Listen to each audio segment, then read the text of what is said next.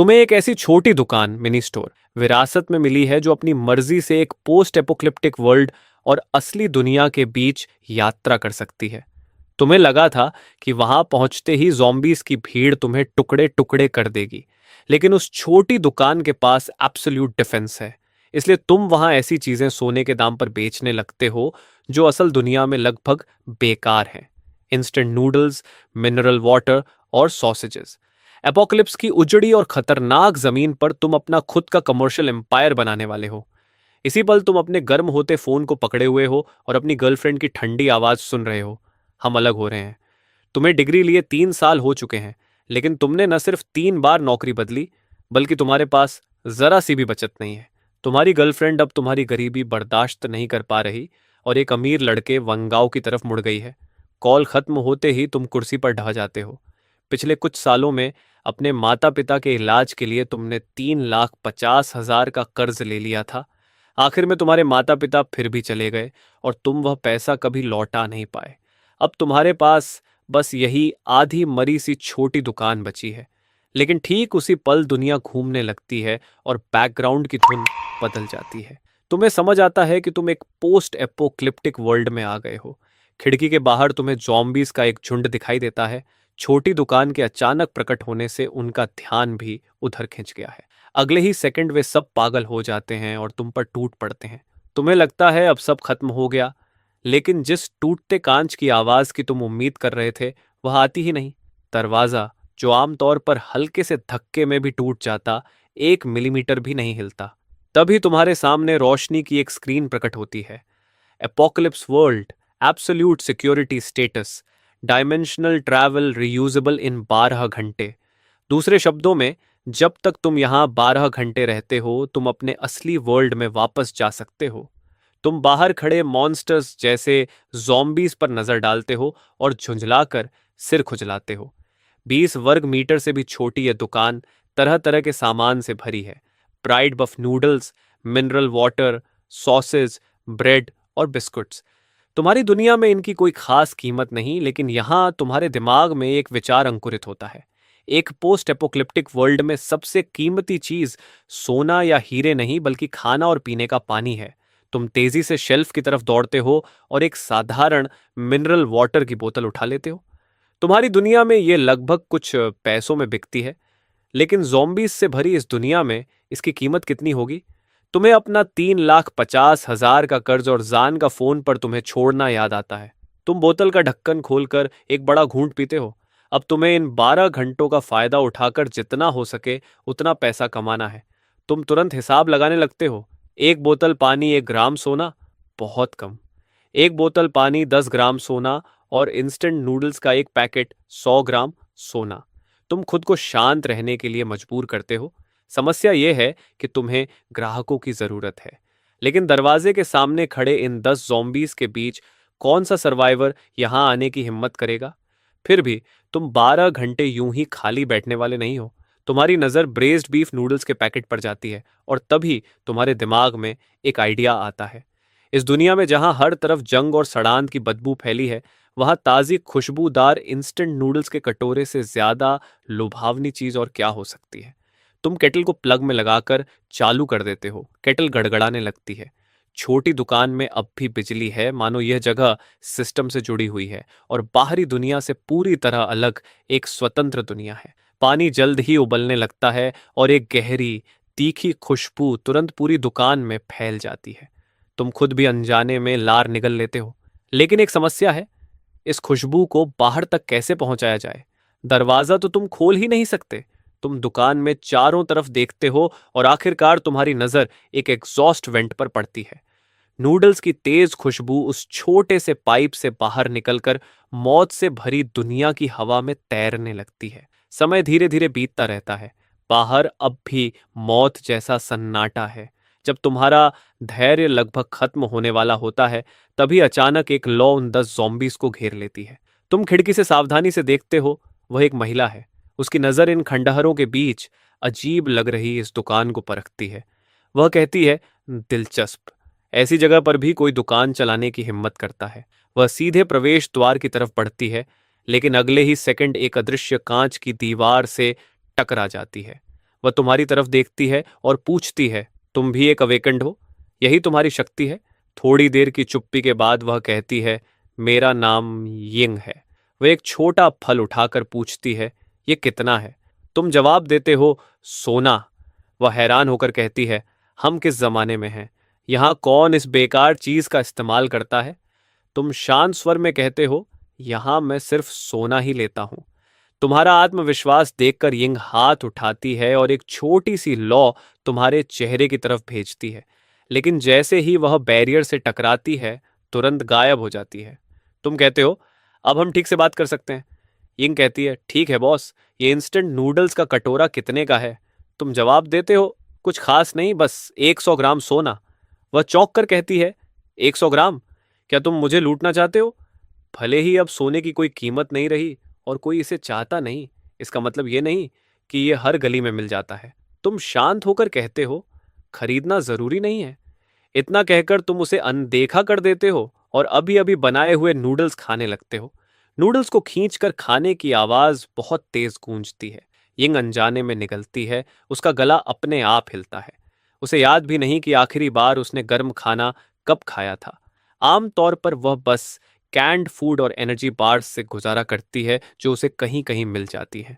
वह खाना बस उसे जिंदा रखता है, उसमें जरा सा भी स्वाद नहीं होता।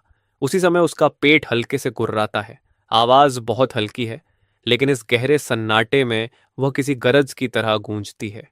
यिंग के गाल तुरंत लाल हो जाते हैं। तुम ऐसे दिखाते हो जैसे कुछ सुना ही नहीं और आराम से अपने स्वादिष्ट नूडल्स खाते रहते हो। वह झिझकते हुए कहती है, मेरे पास अभी इतना सोना नहीं है, क्या मैं बाद में भुगतान कर सकती हूँ? तुम ठंडे स्वर में कहते हो, यह दुकान उधार नहीं देती। तुम यहाँ दान करने नहीं आए हो और वैसे भी 12 घंटे बाद तुम इस दुनिया से चले जाओगे। कौन जाने वो फिर लौटकर पैसे दे भी पाएगी या नहीं। आखिर में तुम नूडल्स का आखिरी कौर निगलते हो और संतोष भरी डकार लेते हो। फिर तुम लापरवाही से शेल्फ से एक सॉसेज उठाते हो और हल्की सी उंगली की चटक से उसे हवा में उछाल देते हो, जैसे कोई आवारा बिल्ली को खाना फेंक रहा हो। सॉसेज हवा में एक परफेक्ट पैराबोला बनाते हुए उड़ता है और उसी पल यिंग का शरीर तुरंत सख्त हो जाता है। ये तो बिल्कुल साफ साफ अपमान था, लेकिन उसकी समझ उसे तुरंत सॉसेज उठाकर खाने के लिए कहती है। समय जैसे ठहर सा जाता है और लगभग 2.5 सेकंड बाद आखिरकार भूख उसकी इज्जत पर भारी पड़ जाती है। वह झुककर सॉसेज उठा लेता है और सिर्फ 3 कौर में ही उसे पूरी तरह खा जाता है। तुम शांत आवाज में कहते हो, इसे गुडविल समझ लो। इंस्टेंट नूडल्स का एक बाउल, एक 100 ग्राम सोना, सबके लिए सेम प्राइस। यिंग बस 2 शब्द कहता है, मेरा इंतजार करना, और तुरंत मुड़कर चला जाता है। उसकी पावर्स के साथ उसे बस किसी सर्वाइवर कैंप या अपोकैलिप्स से पहले के किसी बैंक वॉल्ट तक पहुंचना है और 100 ग्राम सोना हासिल करना उसके लिए मुश्किल नहीं होगा। लेकिन तभी तुम उसे फिर से आवाज देते हो, रुको। तुम आराम से एक कोका कोला की कैन निकालते हो, वही लेजेंडरी कोका कोला जो दुनिया खत्म होने से पहले हर जगह मिलती थी, लेकिन अब यह किसी भी महंगी वाइन से भी ज्यादा कीमती लक्जरी बन चुकी है। तुम कहते हो, एक कैन 50 ग्राम सोना। यिंग के जवाब देने से पहले ही तुम स्पाइसी स्टिक्स का एक पैकेट भी खोल देते हो और कहते हो, 30 ग्राम सोना, ice cold Coca, spicy sticks और गरम इंस्टेंट नूडल्स का कॉम्बो। दुनिया खत्म होने से पहले ये तीनों चीजें सबसे सस्ता मेन्यू हुआ करती थीं, लेकिन अब उनमें अजीब सा आकर्षण था। यिंग की मुट्ठियां कस जाती हैं और उसकी उंगलियों की हड्डियां चरमराने लगती हैं। वह गुस्से में कहता है, बेहतर होगा कि तुम्हारे पास काफी स्टॉक हो। और इतना कहकर उसकी परछाई तुरंत गायब हो जाती है, क्योंकि वह अभी इसी वक्त सोना ढूंढने निकल चुका था। उस समय डायमेंशनल ट्रैवल के रिचार्ज में अभी भी 10 घंटे 30 मिनट बाकी थे, इसलिए तुम आराम से अपनी छोटी दुकान का निरीक्षण करने लगते हो। वहां 10 क्रेट्स कैंग फू नूडल्स, 15 क्रेट्स इंस्टेंट नूडल्स, ढेर सारे स्पाइसी स्टिक्स और हैम सॉसेजेस पड़े थे, और एक कोने में तुम्हें 5 अंडे भी मिल जाते हैं। ये देखते ही तुम्हारे दिमाग में एक और आइडिया आता है। लगभग 1 घंटे बाद बाहर से भारी कदमों की आवाज सुनाई देती है। यिंग वापस आ चुका था। वह थोड़ा घायल लग रहा था और उसके हाथ में एक काला बैग था। वह कहता है, 200 ग्राम सोना, 1 ग्राम भी कम नहीं। तभी सिस्टम की आवाज आती है, क्या इस वस्तु को सुरक्षा क्षेत्र में प्रवेश की अनुमति दी जाए? तुम चुपचाप अनुमति दे देते हो और काला बैग एक अदृश्य हाथ से उठकर धीरे धीरे उड़ता हुआ तुम्हारे पैरों के पास आ गिरता है। ये देखकर यिंग की आंखें सिकुड़ जाती हैं, क्योंकि यह आदमी उसकी कल्पना से भी ज्यादा रहस्यमय था। सामान गिनने के बाद तुम braised beef noodles, ice cold Coca और स्पाइसी स्टिक्स निकालते हो और फिर यिंग के सामने ही पानी उबालते हो। थोड़ी ही देर में नूडल्स तैयार हो जाते हैं और तुम भाप छोड़ते हुए बोल को दरवाजे तक ले जाते हो। यिंग सोचता है कि अब तुम उसे बोल दे दोगे, लेकिन तभी तुम अचानक रुक जाते हो और अपनी जेब से एक अंडा निकालकर उसे देखते हुए कहते हो, सुंदर लेडी, अगर इसमें एक एक भी डाल दूं तो? यिंग पूछता है, कितने का? तुम जवाब देते हो, 50 ग्राम सोना। ये सुनते ही यिंग भड़क जाता है। एक अंडे के लिए 50 ग्राम सोना? क्यों ना तुम सीधे लोगों को लूट ही लो। लेकिन तुम बिल्कुल शांत रहते हो और कहते हो, लेना जरूरी नहीं है, ये घर के एग्स हैं, स्पेशल कस्टमर्स के लिए रिजर्व्ड। और इतना कहकर तुम अंडा वापस रखने का नाटक करते हो। तभी यिंग तुरंत बोल उठता है, रुको। एक पावरफुल फ्लेम अवेकेंड होने के नाते वह हमेशा वही रहा था जिसके सामने लोग झुकते थे, लेकिन आज वह बस अपमान सहता जा रहा था। वह अपनी कमर से बंधी छोटी लेदर पाउच में हाथ डालता है और कबूतर के अंडे जितना एक क्रिस्टल निकालता है जो उसकी हथेली पर चमक रहा था। वह कहता है, मेरे पास अभी और सोना नहीं है, ये लो, और इसके बदले वह एग दे दो। तुम भौं चढ़ाकर सोचते हो, ये क्या अजीब चीज है। तुम मना करने ही वाले थे कि तभी एक लाइट स्क्रीन सामने आ जाती है। High energy object detected, primary zombie essence detected. इस ट्रांजैक्शन को स्वीकार करने की सिफारिश की जाती है। उसी पल तुम्हें समझ आता है कि तुम पूरी तरह गलत सोच रहे थे, क्योंकि तुम लगातार 3,50,000 के कर्ज को चुकाने के बारे में सोचते रहे, जबकि असल में इस दुकान का असली मकसद इन एसेंस कोर्स को इकट्ठा करना है। एक पल में सब साफ हो जाता है, लेकिन तुम्हारे चेहरे पर अब भी घृणा का भाव बना रहता है और तुम कहते हो, यह बदसूरत सा पत्थर क्या है, बड़ा घिनौना लगता है। यिंग जवाब देता है, यह ज़ॉम्बी के दिमाग से निकला कोर है, अवेकेंड लोगों की ट्रेनिंग के लिए जरूरी है। सोना तो इसके जूतों की धूल के बराबर भी नहीं। तुम मन ही मन सोचते हो, तो ये क्रिस्टल्स इस दुनिया की ट्रेनिंग रिसोर्स हैं, लेकिन मैं तो बस एक दुकान चलाता हूं, मुझे इससे क्या फायदा। ये सुनकर यिंग गुस्से से कांपने लगता है, क्योंकि उसके सामने खड़ा आदमी न सिर्फ पागल है, बल्कि खजाने की पहचान भी नहीं करता। उसे फटने के कगार पर देखकर तुम आह भरते हो और कहते हो, ठीक है, ठीक है, चूंकि तुम इतना इंसिस्ट कर रहे हो तो इस बार एग्जेप्शन कर देता हूं। जैसे ही तुम ये कहते हो, तुम मन ही मन कोर लेने का सोचते हो और वह तुरंत यिंग की हथेली से गायब होकर तुम्हारी इन्वेंट्री में चला जाता है। तुमने उसे देखने की भी जरूरत नहीं समझी और लापरवाही से रख दिया। फिर तुम नूडल्स, कोका और स्पाइसी स्टिक्स यिंग को दे देते हो और वह फोर्क उठाकर बड़े बड़े कौर में सब कुछ खा जाता है। बोल में पड़े हरे प्याज तक नहीं छोड़ता। फिर वह कोका खोलकर एक ही सांस में पी जाता है और स्पाइसी स्टिक्स का पैकेट फाड़कर एक एक करके सब खा जाता है, जबकि इस पूरे समय तुम बस चुपचाप उसे देखते रहते हो। आखिर में यिंग कहता है, मैं फिर आऊंगा, और मुड़कर गली के अंधेरे में गायब हो जाता है। उसके जाने के बाद ही तुम वह मिस्टीरियस गोल्डन कोर निकालते हो और सिस्टम का मैसेज सामने आता है। प्राइमरी ज़ॉम्बी गोल्डन कोर मानव के जेनेटिक लॉक्स को तोड़ सकता है। इसे इस्तेमाल करने पर अवेकेंड बनने की संभावना मिलती है, लेकिन अगर अब्जॉर्प्शन फेल हो जाए तो शरीर तुरंत एलिमेंट्री पार्टिकल्स में बिखर जाता है और सफलता की दर 1% से भी कम है। यह सुनकर तुम्हारा हाथ कांप जाता है और तुम लगभग उस कोर को फेंक ही देते हो, क्योंकि 1% से कम सक्सेस रेट कोई मौका नहीं, बल्कि सीधे नरक का टिकट है। लेकिन तभी दुकान का सिस्टम एक और नोटिफिकेशन दिखाता है कि दुकान के सुरक्षा क्षेत्र में उपयोगकर्ता हर तरह के नुकसान से इम्यून रहेगा, चाहे वह फिजिकल डैमेज हो, एनर्जी शॉक हो, मेंटल कॉन्टैमिनेशन हो या जेनेटिक कोलैप्स। ये देखकर तुम फिर से अपने हाथ में पकड़े गोल्डन कोर को देखते हो और समझ जाते हो कि तुम्हारे लिए इसमें कोई जोखिम नहीं है। तुम सोचते हो कि इसे कैसे इस्तेमाल किया जाए, क्या सीधे निगल लिया जाए। ये बिल्कुल खाने लायक नहीं लगता, लेकिन यिंग को याद करते हुए जो हवा में से फ्लेम्स निकाल रहा था, तुम एक झटके में उसे निगल लेते हो। अगले ही पल असहनीय दर्द पूरे शरीर में फैल जाता है और तुम झींगे की तरह दोहरे हो जाते हो। मिनट दर मिनट समय बीतता है और आखिरकार वह भयानक दर्द गायब हो जाता है। उसकी जगह एक जबरदस्त शक्ति का एहसास तुम्हारे पूरे शरीर में फैल जाता है और तुम समझ जाते हो कि यही अवेकेनेड बनने की ताकत है। कितनी भयानक शक्ति। फिर तुम यिंग की तरह वही पोज बनाकर खड़े हो जाते हो, फायर। लेकिन कुछ भी नहीं हुआ। तुम्हारी उंगलियों के सिरे पर जरा सी चिंगारी तक नहीं निकली। धत्तेरे की, क्या अवेकनिंग फेल हो गया? जितना ज्यादा तुम इसके बारे में सोचते गए उतना ही गुस्सा बढ़ता गया। तुमने बगल में रखी शेल्फ पर जोर से मुक्का मार दिया। अचानक शेल्फ और उस पर रखे सारे स्नैक्स पूरी तरह गायब हो गए। उसी पल तुम्हारी चेतना किसी दूसरे स्पेस से जुड़ गई। उस स्पेस के अंदर वही शेल्फ मौजूद थी जो अभी अभी गायब हुई थी। तुमने हाथ बढ़ाकर देखने की कोशिश की और गायब हुई शेल्फ तुरंत अपनी जगह वापस आ गई। तभी सिस्टम ने एक नोटिफिकेशन भेजा, दूसरी अवेकनिंग सफल, नई क्षमता प्राप्त, डायमेंशनल वेयरहाउस। ये स्पेस टाइम को अलग करके रख सकता है। सोच के जरिए स्टोरेज और रिट्रीवल संभव है। मौजूदा कैपेसिटी 1 घन मीटर। इसके बाद तुमने बार बार स्पाइसी स्टिक्स को प्रकट और गायब करके प्रैक्टिस करना शुरू कर दिया। प्रकट, गायब, प्रकट, गायब। और धीरे धीरे तुम अपने ही ख्यालों में खो गए।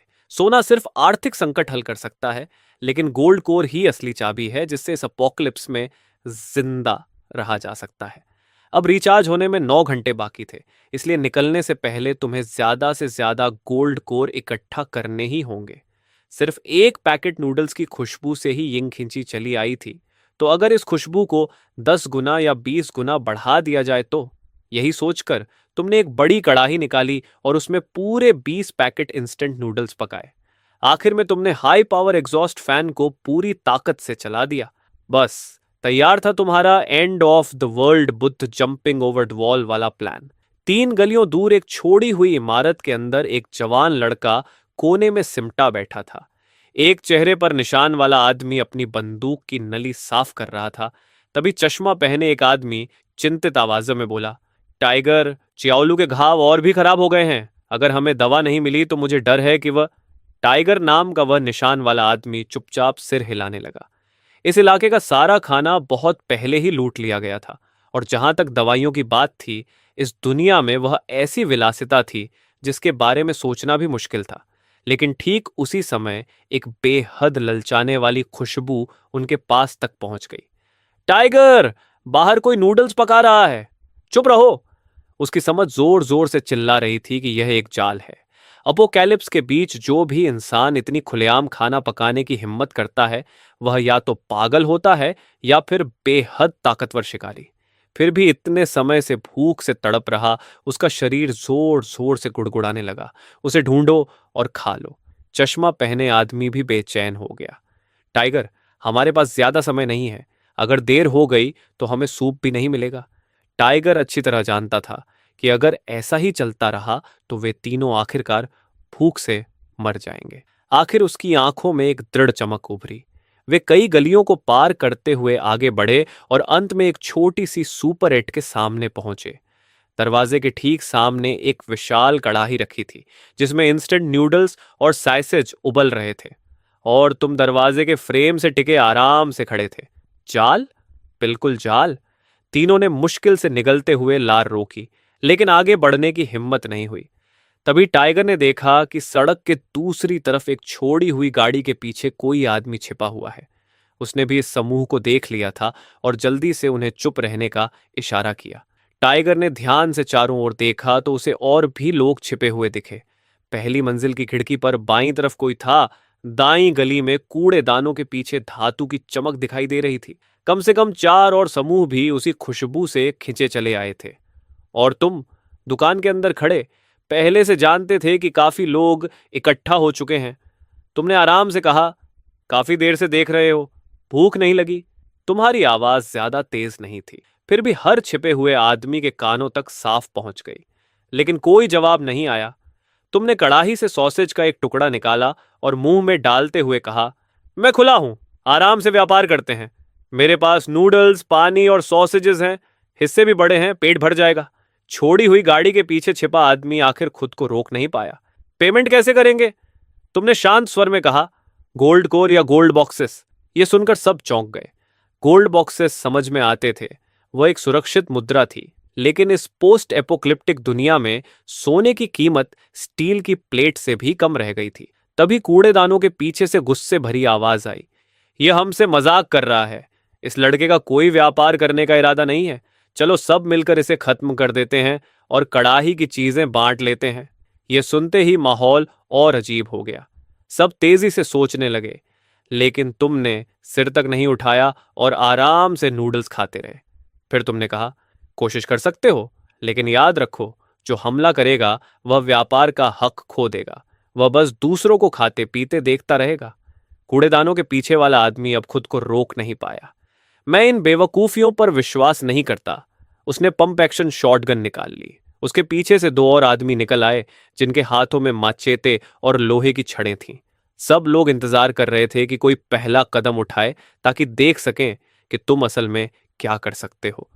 उस आदमी ने एक पल भी नहीं सोचा और ट्रिगर दबा दिया। लेकिन गोली जैसे ही सुपर 8 से करीब 2.5 मीटर दूर पहुंची, वह किसी अदृश्य दीवार से टकरा गई। शुरू से अंत तक तुमने पलक तक नहीं झपकाई, बल्कि आराम से एक और सॉसेज निकालकर मुंह में डाल ली। पूरे इलाके में अजीब सा मौत जैसा सन्नाटा छा गया। माचेते और लोहे की छड़ पकड़े उसके दोनों साथी भी वहीं जमकर खड़े रह गए। तभी छोड़ी हुई गाड़ी के पीछे वाला आदमी कुछ समझता हुआ लगा। उसने सोचा, अगर फिजिकल अटैक काम नहीं करता तो नॉन फिजिकल अटैक का क्या होगा। उसकी हथेली में एक अदृश्य तरंग जमा होने लगी। आंखों से दिखाई न देने वाली मानसिक शक्ति तुम्हारी तरफ छोड़ी गई। ये उसकी साइकिक पेनिट्रेशन शक्ति थी। लेकिन जब वह मानसिक हमला सुपर 8 तक पहुंचा, तो तुम्हारे कपड़ों की एक सिलवट तक नहीं हिली।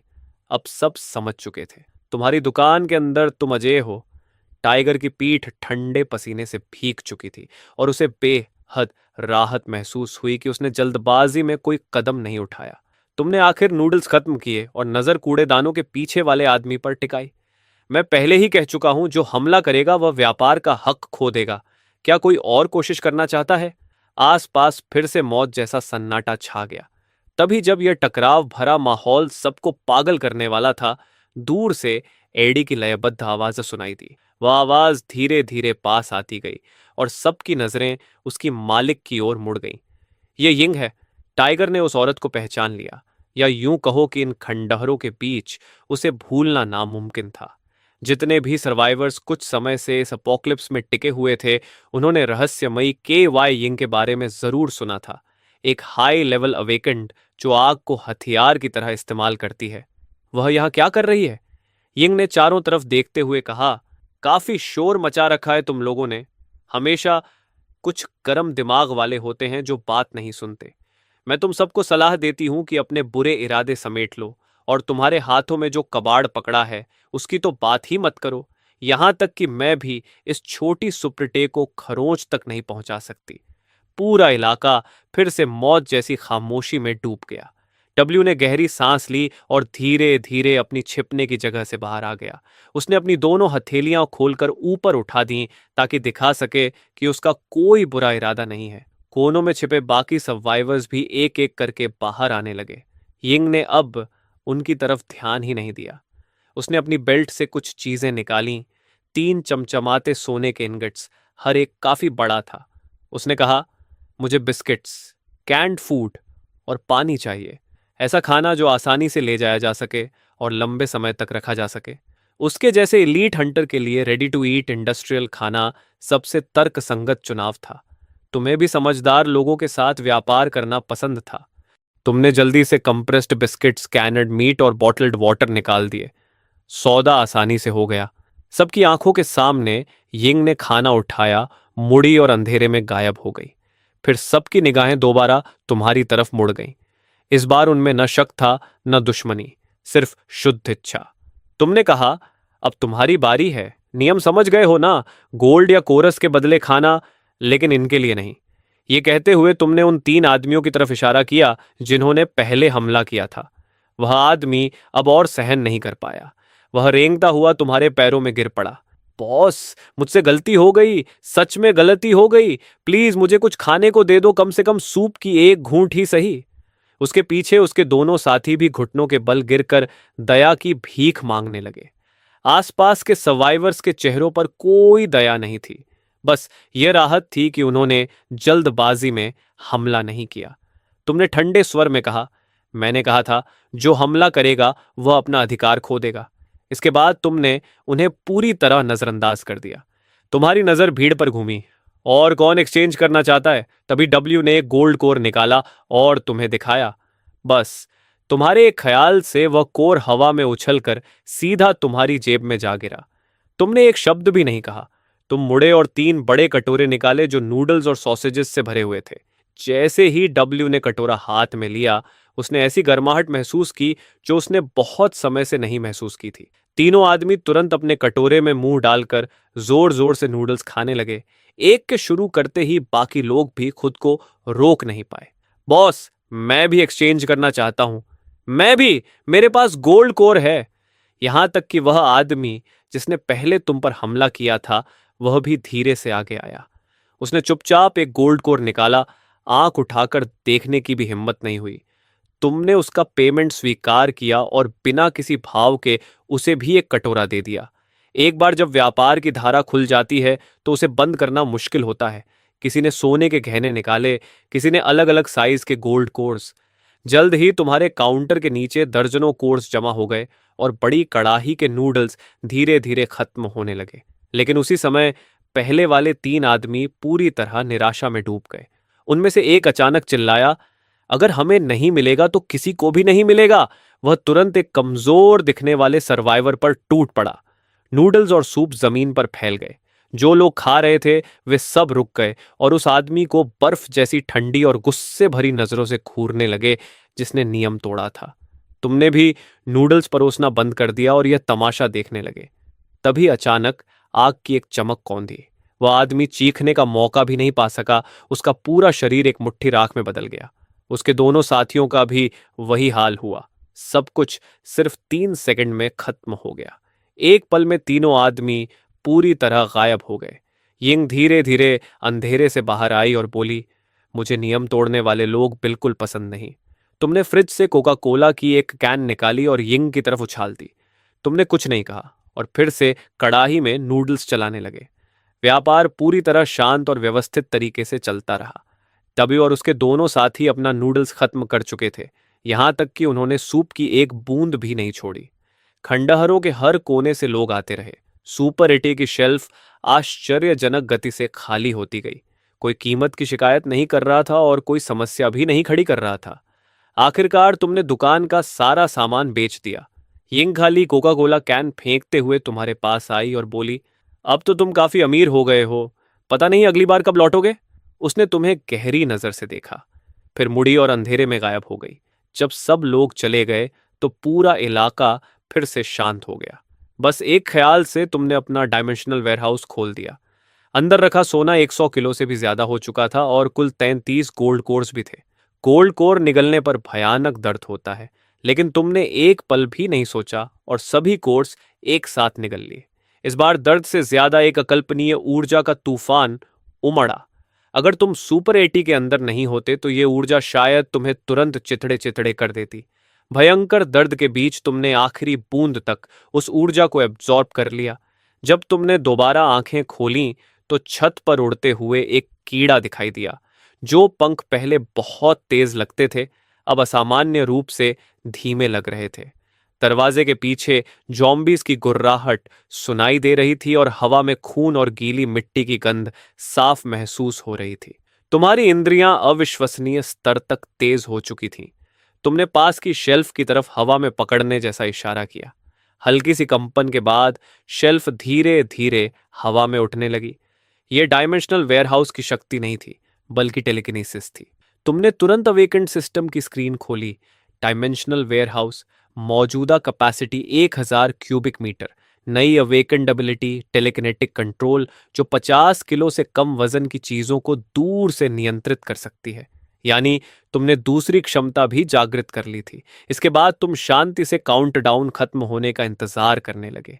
जैसे ही स्पेस में डिस्टॉर्शन की वही अनुभूति वापस आई, तुम अपने असली दुनिया में लौट आए। जंग और सड़ांत की अजीब गंध गायब हो चुकी थी। उसकी जगह मिट्टी और घास की ताजा खुशबू थी। सिस्टम ने सूचना दी, dimensional traversal complete. Current world earth. अगली ट्रेवर्सल से पहले का समय 12 घंटे। अभी सूरज भी नहीं उगा था। तुम अपने फोल्डिंग बेड पर वापस लौटे और कुछ घंटे सो गए। सुबह 9 बजे तुम एंटीक मार्केट की एक पुरानी दुकान पर पहुंचे। बॉस, क्या आप सोना खरीदते हैं? दुकानदार ने पूछा। कितनी प्यूरिटी है और ये कहाँ से आया है? तुमने कोई जवाब नहीं दिया और सीधे एक गोल्ड इंगट निकालकर मेज पर रख दिया। धातु के टकराने की भारी आवाज सुनते ही दुकानदार सीधा खड़ा हो गया। उसने लगभग 10 मिनट तक उन इंगॉट्स को ध्यान से जांचा, फिर सिर उठाकर बोला, माल अच्छा है, एक ही दाम 5,800। तुमने कहा, 7 लाख दोस्त, ये दाम बहुत ज्यादा है। मैं भी रिस्क ले रहा हूं और कुछ लोगों को हिस्सा भी देना पड़ता है। 7 लाख की पेशकश सुनकर दुकानदार लगभग आधा मिनट चुप रहा। फिर तुम्हारे अकाउंट में 7 लाख का ट्रांसफर आ गया। एंटीक मार्केट से बाहर निकलते ही तुमने तुरंत अपने क्रेडिटर को फोन किया। उधर से आवाज आई, हाँ कौन है? तुमने कहा, चाओगो बोल रहा हूं, मेरा नंबर याद है? वह बोला, तो पैसे का इंतजाम हो गया? तुमने जवाब दिया, हाँ। उसने कहा, सिटी के वेस्ट में अबैंडन्ड सीमेंट फैक्ट्री नंबर 3, दोपहर 3 बजे पैसे लेकर आना और अकेले आना। 3 बजे सीमेंट फैक्ट्री में ब्याव खड़ा था और उसके पीछे उसके 7 से 8 आदमी थे। वह हंसते हुए बोला, तू सच में अकेला आने की हिम्मत कर गया? तुमने कहा, पैसे और प्रोमिसरी नोट निकाल। ब्याव चौड़ी मुस्कान के साथ बोला, आजकल कीमतें बहुत बढ़ गई हैं, मेरे लोगों को भी खाना पड़ता है। उसने 5 उंगलियां उठाई। 5 लाख? तब मैं तेरे सामने ही प्रोमिसरी नोट जला दूंगा। तुम्हें नियम न मानने वाले लोग बिल्कुल पसंद नहीं थे। तुमने शांत आवाज में कहा, मैं 3,50,000 लौटाने वाला था, लेकिन अब सिर्फ 2 लाख दूंगा। तुम्हारी आवाज ऊंची नहीं थी, लेकिन वहां मौजूद हर आदमी ने साफ सुन लिया।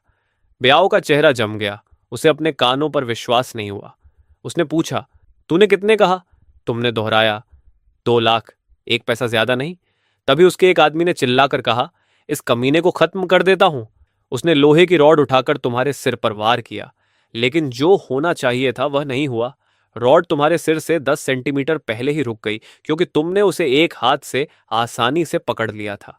अगले ही पल वह आदमी ऐसे दूर जा गिरा जैसे किसी ट्रक ने टक्कर मार दी हो। सीमेंट फैक्ट्री में दर्द की चीखें गूंज उठीं। ब्याओ आखिरकार होश में आया और चिल्लाया, सब मिलकर हमला करो, इसे खत्म कर दो। लेकिन चाहे वे कितने भी थे, तुम्हारे कुछ ही वारों के सामने टिक नहीं पाए। कुछ ही सेकंड में कई गुंडे ब्याओ के पैरों के पास पड़े कांप रहे थे, गुस्से से नहीं, डर से। ब्याओ घबराकर बोला, रुक जाओ, पास मत आना, मेरे बॉस। उसने जल्दी से प्रॉमिसरी नोट का कागजों का पुलिंदा निकाल लिया। उसकी आंखों के सामने तुमने 2 लाख ट्रांसफर कर दिए। तुमने कहा, पहले 3,50,000 होने चाहिए थे, अब इसकी कीमत सिर्फ 2 लाख है। फिर तुमने प्रॉमिसरी नोट फाड़ दिया और वहां से चले गए। मामला खत्म हो चुका था। तुम्हारे पास इससे ज्यादा जरूरी काम थे। तुम यूज्ड कार मार्केट गए और थोड़ी ही देर बाद एक सेकंड हैंड वैन चलाते हुए शहर के सबसे बड़े फूड होलसेल मार्केट की तरफ निकल पड़े। होलसेल सुपरमार्केट में घुसते ही एम्प्लॉय के कुछ कहने से पहले ही तुमने कहा, नमस्ते, मुझे 200 cartons instant noodles, 100 cartons ham sausages, 200 cartons compressed biscuits, 100 cartons canned beef और 500 कार्टन्स मिनरल वाटर चाहिए। मात्रा सुनकर कर्मचारी चौंक गया, लेकिन जल्दी ही सामान तैयार करने लगा, क्योंकि जो ग्राहक पैसे देता है वही राजा होता है।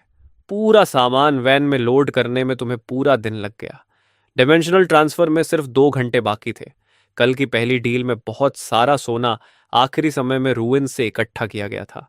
अगर ज्यादा प्रॉफिट चाहिए तो क्वांटिटी बढ़ानी होगी और अलग अलग स्ट्रॉन्गहोल्ड्स के साथ कोऑपरेशन करना होगा। सोना इकट्ठा करना उनका काम होगा। अपने अंदर बढ़ती ताकत को महसूस करते हुए तुम्हें अपने पुराने जीवन से एक अजीब सा अलगाव महसूस होने लगा। बचे हुए 2 घंटों में तुमने फैसला किया कि पुराने जीवन को अलविदा कहने के लिए एक शानदार खाना खाया जाए। इसलिए तुम शहर के सबसे लग्जूरियस रेस्टोरेंट पहुंच गए। सामने खड़ी लग्जरी कार्स के मुकाबले तुम्हारी वैन बिल्कुल अजीब लग रही थी। यहां तक कि वैलेट को लगा कि तुम सिर्फ पार्किंग इस्तेमाल करने आए हो। वह बोला, सर, यहाँ। लेकिन तुमने जेब से सोयाबीन के दाने जितनी छोटी गोल्ड नगेट निकाली और उसके हाथ में रख दी। मेरी गाड़ी पार्क करो, और अगर काम ठीक से नहीं किया तो तुम्हारी टांगें तोड़ दूंगा। सोने की वह छोटी सी नगेट हाथ में लेते ही विलेत सन्न रह गया। तुम बिना उसकी तरफ देखे सीधे रेस्टोरेंट के अंदर चले गए। अंदर सॉफ्ट लाइटिंग थी। लोग एलिगेंट कपड़ों में थे। सब कुछ इतना शांत और शानदार लग रहा था। बिल्कुल उस अपोकैलिप्स से उल्टा जिसे तुम अभी अभी छोड़कर आए थे। तुम मेन्यू देख ही रहे थे कि पास से एक महिला की आवाज आई, च्याओगो। वह तुम्हारी एक्स गर्लफ्रेंड जान थी और उसके साथ खड़ा आदमी था वंगाओ, एक अमीर हेयर। वांगाओ पहले हैरान हुआ, फिर उसने जान की कमर में हाथ डालकर तुम्हारी तरफ बढ़ते हुए कहा, अरे च्याओगो, तुम्हारी सुपर एट्टे बंद हो गई क्या? यहाँ बर्तन धोने की नौकरी के लिए आए हो? यहाँ एक स्टेक की कीमत 3,800 है। तुम्हारी महीने की सैलरी से तो उसका एक टुकड़ा भी मुश्किल से मिलेगा। तुमने शांत स्वर में वेटर से कहा, यहाँ बहुत शोर है, अपने शेफ से कहो कि अपनी स्पेशलिटीज तैयार करे। वांगाओ को ऐसा लगा जैसे वह हवा से बात कर रहा हो। पूरी तरह इग्नोर किए जाने का एहसास उसे गुस्से से भर गया। उसने आवाज ऊंची कर दी, तू बहिरा है क्या? मैं तुझसे बात कर रहा हूं। लेकिन तुम्हारा चेहरा बिल्कुल शांत रहा। चान को अचानक लगा कि तुम अब वही इंसान नहीं रहे जिसे वह जानती थी। तभी रेस्टोरेंट मैनेजर वेन शेंग जल्दी से आ गया और बोला, सर, कृपया शांत हो जाइए, बाकी ग्राहकों को डिस्टर्ब मत कीजिए। मैनेजर को देखकर वांगाओ का घमंड और बढ़ गया। वह बोला, मैनेजर जो, सही समय पर आए हो। यह कैसा रेस्टोरेंट है? अब कोई भी अंदर आ सकता है क्या? ऐसे आदमी को यहां बैठने देना तुम्हारे रेस्टोरेंट का लेवल गिरा देता है। मैनेजर जो वांगाओ को अच्छी तरह जानता था।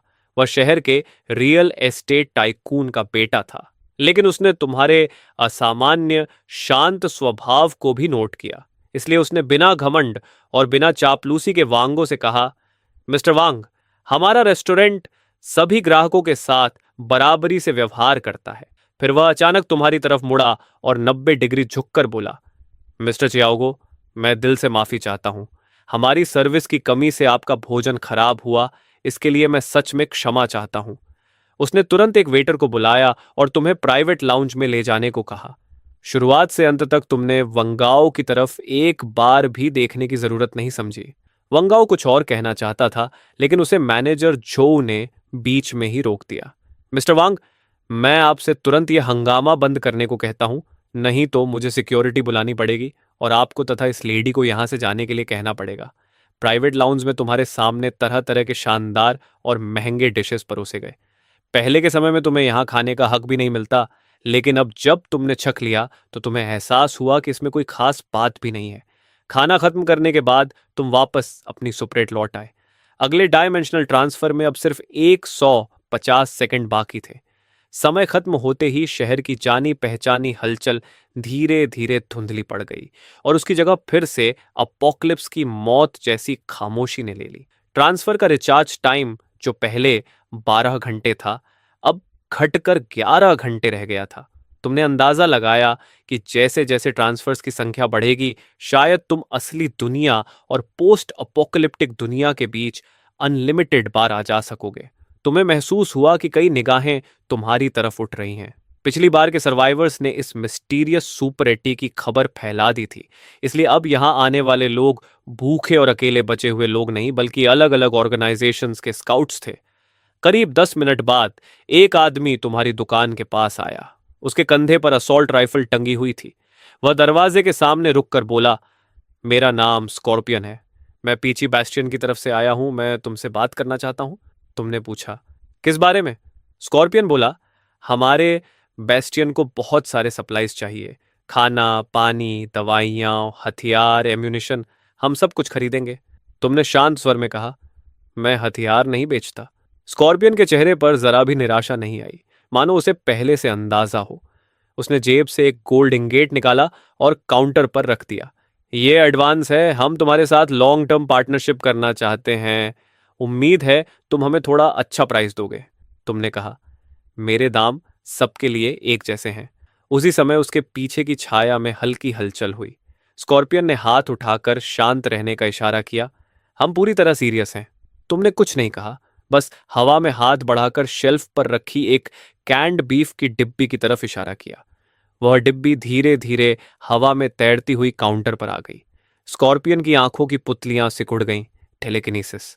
अब तक वह समझता था कि तुम्हारी असली ताकत बस तुम्हारी दुकान की अटूट डिफेंस है, लेकिन अब उसे पता चला कि तुम खुद भी एक बेहद ताकतवर अवेकंड हो।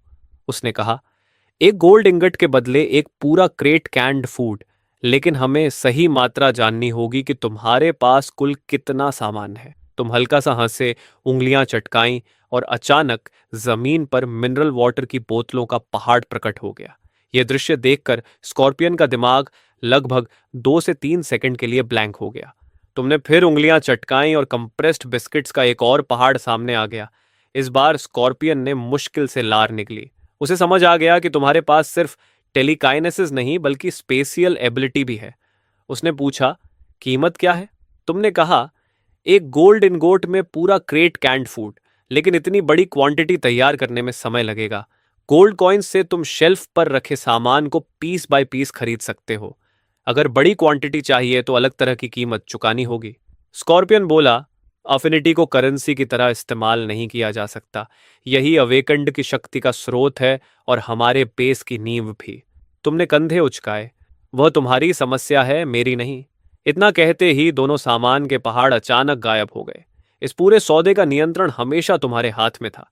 अगर स्कॉर्पियन यह डील स्वीकार नहीं करता तो बाकी बेसिस जरूर करेंगे और आखिर में पीची बैस्टियन खुद ही कमजोर होकर खत्म हो जाएगा। स्कॉर्पियन ने कहा, हमें एक एग्जैक्ट एक्सचेंज रेट चाहिए। तुमने कहा, एक गोल्ड इंगट और 10 गोल्ड कॉइन्स में पानी का क्रेट और बिस्किट्स का दाम उससे दुगुना। स्कॉर्पियन ने मुट्ठियां भींच लीं।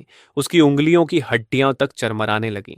यह सिर्फ महंगा सौदा नहीं बल्कि खुली लूट जैसा था। उसने गहरी सांस ली और खुद को शांत करते हुए बोला, मुझे अपने लीडर को रिपोर्ट देनी होगी। इस गोल्ड इनगट को जानकारी की फीस समझ लो। तुमने सिर हिलाया और इनगॉट जेब में रख लिया। स्कॉर्पियन कुछ बोले बिना अंधेरे में लौट गया।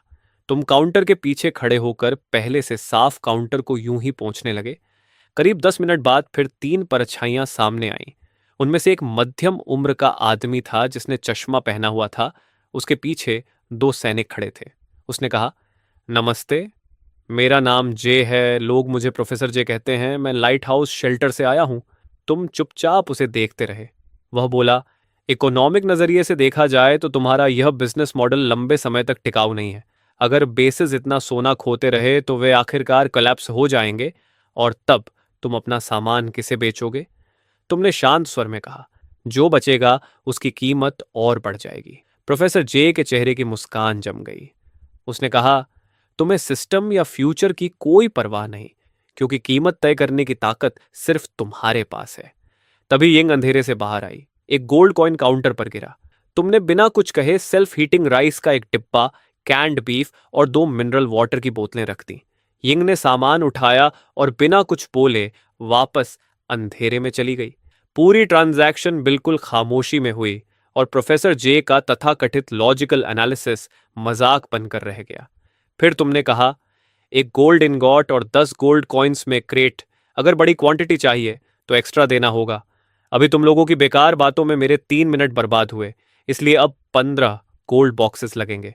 प्रोफेसर जे ने बिना हिचकिचाहट कहा, हम मानते हैं। उसके लिए साफ था कि शायद तुम वेस्टलैंड के सबसे ताकतवर अवेकेंड नहीं हो, लेकिन तुम्हारी सुपर 80 पूरी तरह इनविंसिबल है। उसने जेब से मिलिट्री कम्युनिकेटर निकाला और कहा, ल्यू, तुरंत 3 गोल्ड इनगट्स और 15 गोल्ड बॉक्सेस लेकर आओ। करीब 20 मिनट बाद दूर से इंजन की आवाज सुनाई दी। क्लैंग। 2 भारी मेटल क्रेट्स तुम्हारे सामने रखे गए। एक में गोल्ड इनगट्स भरे थे और दूसरे में 15 गोल्ड बॉक्सेस। तुमने भी दूसरी तरफ पानी के क्रेट्स फेंक दिए। सौदा पूरा होते ही अंधेरे से एक और आकृति उभरी। स्कॉर्पियन वापस आ गया था। इस बार उसके साथ 20 लोगों की पूरी टीम थी। लगभग इंस्टिंक्टिवली दोनों ग्रुप्स ने एक दूसरे पर हथियार तान दिए। स्कॉर्पियन बोला, हम वह सब लाए हैं जो तुमने मांगा था। कई क्रेट्स खोले गए। उनमें सिर्फ गोल्ड इनगट्स ही नहीं बल्कि 20 गोल्ड बॉक्सेस भी थीं। ये तुम्हारे मांगे हुए से 10 ज्यादा हैं। इस सीधे जेस्चर से स्कॉर्पियन साफ साफ अपनी इंटेंशंस दिखा देता है। प्रोफेसर जे का चेहरा एकदम पीला पड़ जाता है, जैसे किसी लाश का हो। लगता है उसके लिए हालात ठीक नहीं है। वही पुराने अंदरूनी कॉन्फ्लिक्ट्स फिर से सामने आ गए हैं। तुम हाथ हिलाते हो और अपने डायमेंशनल वेयरहाउस से कंप्रेस्ड बिस्किट्स का एक ढेर और बीफ के कैंड बॉक्सेस की कुछ क्रेट्स बाहर निकालते हो। ये तुम्हारे लिए है। ये देखकर स्कॉर्पियन की सांस एक पल के लिए तेज हो जाती है। उसका दांव सच में काम कर गया। वह तुरंत गहराई से तुम्हारे सामने झुकता है, फिर मुड़कर प्रोफेसर जे की तरफ देखता है और कहता है, हम रॉक वाले यहाँ सिर्फ व्यापार करने आए हैं। हम झगड़ा नहीं चाहते, लेकिन अगर फेयर यहाँ लड़ना चाहता है तो हम चुनौती स्वीकार करने के लिए तैयार हैं। ये सुनते ही स्कॉर्पियन के आदमी एक साथ अपनी राइफल्स रेडी कर लेते हैं। फेयर का आदमी दांत भींचते हुए कुछ शब्द थूकता है। हम जा रहे हैं। तुम चुपचाप पूरा दृश्य देखते रहते हो। यह सब काफी इंटरेस्टिंग है। एक तरफ फेयर जो टेक्नोलॉजी और नॉलेज पर आधारित है, और दूसरी तरफ रॉक जो ताकत और डिसिप्लिन को मानता है। फेयर के जाने के बाद स्कॉर्पियन एक बार फिर तुम्हें झुककर सलाम करता है और जल्दी से वहां से चला जाता है। इन दो ट्रांजैक्शंस की वजह से तुम्हें फिर से 100 किलोग्राम सोना मिल चुका है। लेकिन यह सन्नाटा ज्यादा देर नहीं रहता। इस बार 3 अलग अलग दिशाओं से 3 कॉन्वॉय आ रहे हैं। हर तरफ से ज़ॉम्बीज की चीखें गूंजने लगती हैं और तीनों फैक्शंस लगभग एक ही समय पर आदेश देते हैं, लड़ाई के लिए तैयार हो जाओ। एक तरफ हैवी मशीन गन्स और असॉल्ट राइफल्स की गोलियों की बरसात शुरू हो जाती है। दूसरी तरफ अवेकेंड लोग आग के गोले और बर्फ के नुकीले स्पाइक्स फेंकते हैं। जब आखिरी ज़ॉम्बी को भी सिर में गोली मारकर गिरा दिया जाता है तो चौक पर थोड़ी देर के लिए फिर से शांति लौट आती है। तभी एक आदमी आगे बढ़कर कहता है, बॉस, हम टोमाहॉक वाले आपसे बात करना चाहते हैं। दूसरा आदमी कहता है, हम आर्क वाले भी पूरी सिंसियरिटी के साथ आए हैं। तुम शांत आवाज में कहते हो, लाइन में खड़े हो जाओ। टोमाहॉक इस डिस्ट्रिक्ट को असल में कंट्रोल करने वाले ग्रुप्स में से एक है, इसलिए उनका आदमी नाराज होकर कहता है, कब से हमें लाइन में खड़ा होना पड़ने लगा? बॉस, इसका क्या मतलब है? हम अच्छी नीयत से आए हैं। बाहर के जॉम्बीज भी हमने ही साफ किए हैं। तुम ठंडे स्वर में जवाब देते हो, मैंने कहा लाइन में लगो। अगर टोमाहॉक के लोग रूल्स नहीं मानेंगे तो मैं तुम्हें कुछ भी नहीं बेचूंगा। वह आदमी कहता है, इस डिस्ट्रिक्ट में टोमाहॉक की रेप्यूटेशन है। हमारा दोस्त बनना तुम्हारे लिए बुरा नहीं होगा। तुम बिना भाव के जवाब देते हो, मेरे लिए एक दोस्त ज्यादा या कम होने से फर्क नहीं पड़ता। या तो रूल्स मानो या फिर चले जाओ। ये सुनकर वे कहते हैं, इससे हमारी इज्जत चली जाएगी। तभी एक गंजा विशालकाय आदमी जोर से सांस छोड़ता है, जैसे उसने कोई फैसला कर लिया हो। वह हाथ घुमाकर अपने आदमियों को आदेश देता है, माल लेकर आओ, आज पहले खरीदारी मैं करूंगा। टोमाहॉक के 2 सदस्य एक भारी मेटालिक क्रेट उठाकर आगे आते हैं। तुम तुरंत कहते हो, किसी ने रूल्स तोड़े हैं, ट्रांजैक्शन खत्म। इतना कहकर तुम हाथ हिलाते हो और सारी गुड्स वापस डायमेंशनल वेयरहाउस में रख देते हो। एक ही पल में पूरी शॉप खाली हो जाती है। बाकी 2 फैक्शंस गुस्से से उस गंजे कोलोसस को घूरने लगते हैं। वह गरज कर कहता है, मैं सोना और गोल्ड बॉक्सेस लेकर आया हूं तुम्हारा सम्मान करने, और तुम उसे ठुकरा रहे हो। इस डिस्ट्रिक्ट में जब टोमाहॉक बोलता है तो कोई मना नहीं करता। तुम खुद को क्या समझते हो? तुम ठंडे स्वर में कहते हो, मुझे भौंकने वाले कुत्ते पसंद नहीं। वह चिल्लाता है, फायर खोल दो, इस दुकान को मलबे में बदल दो। तुरंत गोलियों की बारिश सुपरटे पर होने लगती है, लेकिन सारी गोलियां एक अदृश्य शील्ड से टकराकर रुक जाती हैं। तुम घोषणा करते हो, आज से मैं टोमाहॉक को एक भी रिसोर्स नहीं बेचूंगा और तुम्हारे सिर पर 100 बीफ के कैनेट बॉक्स का इनाम रखता हूं। यह सुनते ही टोमाहॉक के सारे सदस्य जम जाते हैं। तुम बस हाथ हिलाते हो और जमीन पर 100 बीफ के कैंड बॉक्सेस का ढेर प्रकट हो जाता है। तुरंत सबकी नजरें उस गंजे कोलोसस की तरफ मुड़ जाती है। वह चिल्लाता है, तुम सब बगावत करना चाहते हो, मैं टोमाहॉक का नंबर 3 हूं। तभी आर्चे का आदमी बोलता है, इस फाइटर को हम ले लेंगे। रूचे का आदमी भी कहता है, हम भी। गंजा आदमी चिल्लाता है, तुम भी मुझे धोखा दोगे?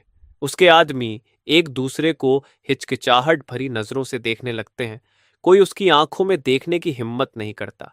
आखिर अपोकलिप्स की दुनिया में लॉयल्टी सबसे बेकार चीज होती है। अचानक एक तेज धार वाली ब्लेड उसके सीने में घुस जाती है और हमला करने वाला कोई और नहीं बल्कि उसका अपना सेकंड होता है। वह हक्का पक्का होकर पूछता है, ये क्यों? उसका सेकंड बिना भाव के जवाब देता है, नंबर 3, भाइयों को भी खाना चाहिए। फिर वे सुपरेटे की तरफ मुड़ते हैं और कहते हैं, हमने उसे खत्म कर दिया, अब यह डील हमारी है। तुम शांत स्वर में कहते हो, मैंने कहा था कि मैं टोमाहॉक को कोई रिसोर्स नहीं बेचूंगा। तुम लोगों ने अपने ही नंबर 3 को मार दिया और आखिर में कुछ भी हासिल नहीं किया। अगर ये लोग अब टोमाहॉक के सदस्य नहीं हैं तो भी मैं टोमाहॉक से कोई व्यापार नहीं करूंगा। बाकी लोग इसमें शामिल नहीं हैं। तभी एक आदमी आगे बढ़कर कहता है, मेरा नाम बेलू है, मैं आर्ची शेल्टर का लॉजिस्टिक्स ऑफिसर हूँ और आर्ची की तरफ से मैं आपको आधिकारिक तौर पर हमारे साथ जुड़ने का निमंत्रण देता हूँ। रूच का आदमी भी कहता है, हम भी काबिल दोस्तों का स्वागत करते हैं। उधर टॉमाहॉक का सेकंड तेजी से सोचता है और कहता है, हम आर्क में शामिल होने के लिए तैयार हैं। उसके पीछे खड़े करीब 15 आदमी एक साथ हथियार नीचे कर देते हैं। तुम काउंटर पर टिके टिके आराम से हाथ उठाते हो और एक 100 बीफ के कैंड बॉक्सेस का पहाड़ सीधे उस सेकंड के सामने आ गिरता है। वह चालाकी से बेल्लू के पास जाता है और कहता है, सुपरवाइजर बेल्लू, आर्ची की प्रोटेक्शन के बदले हम ये कैंड बीफ आपको वेलकम गिफ्ट के तौर पर देना चाहते हैं। रूचे के सदस्य लालच भरी नजरों से देखते हैं, लेकिन कुछ करने की हिम्मत नहीं करते।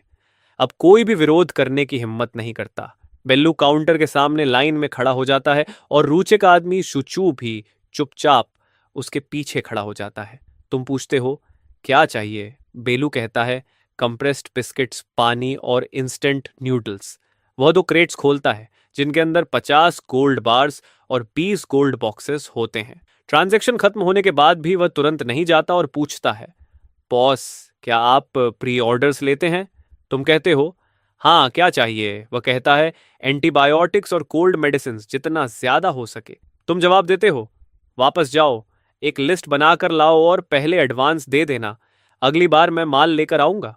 इसके बाद रूचे के सुचो की बारी आती है। वह भी मेडिसिन प्री ऑर्डर करने के साथ साथ टोबैको और अल्कोहल भी मांगता है। जब ये ट्रांजैक्शंस खत्म हो जाते हैं तो कुछ अकेले लोग भी ट्रेड करने लगते हैं। कोई गोल्ड ज्वेलरी देता है, कोई छोटी गोल्ड बॉक्सेस।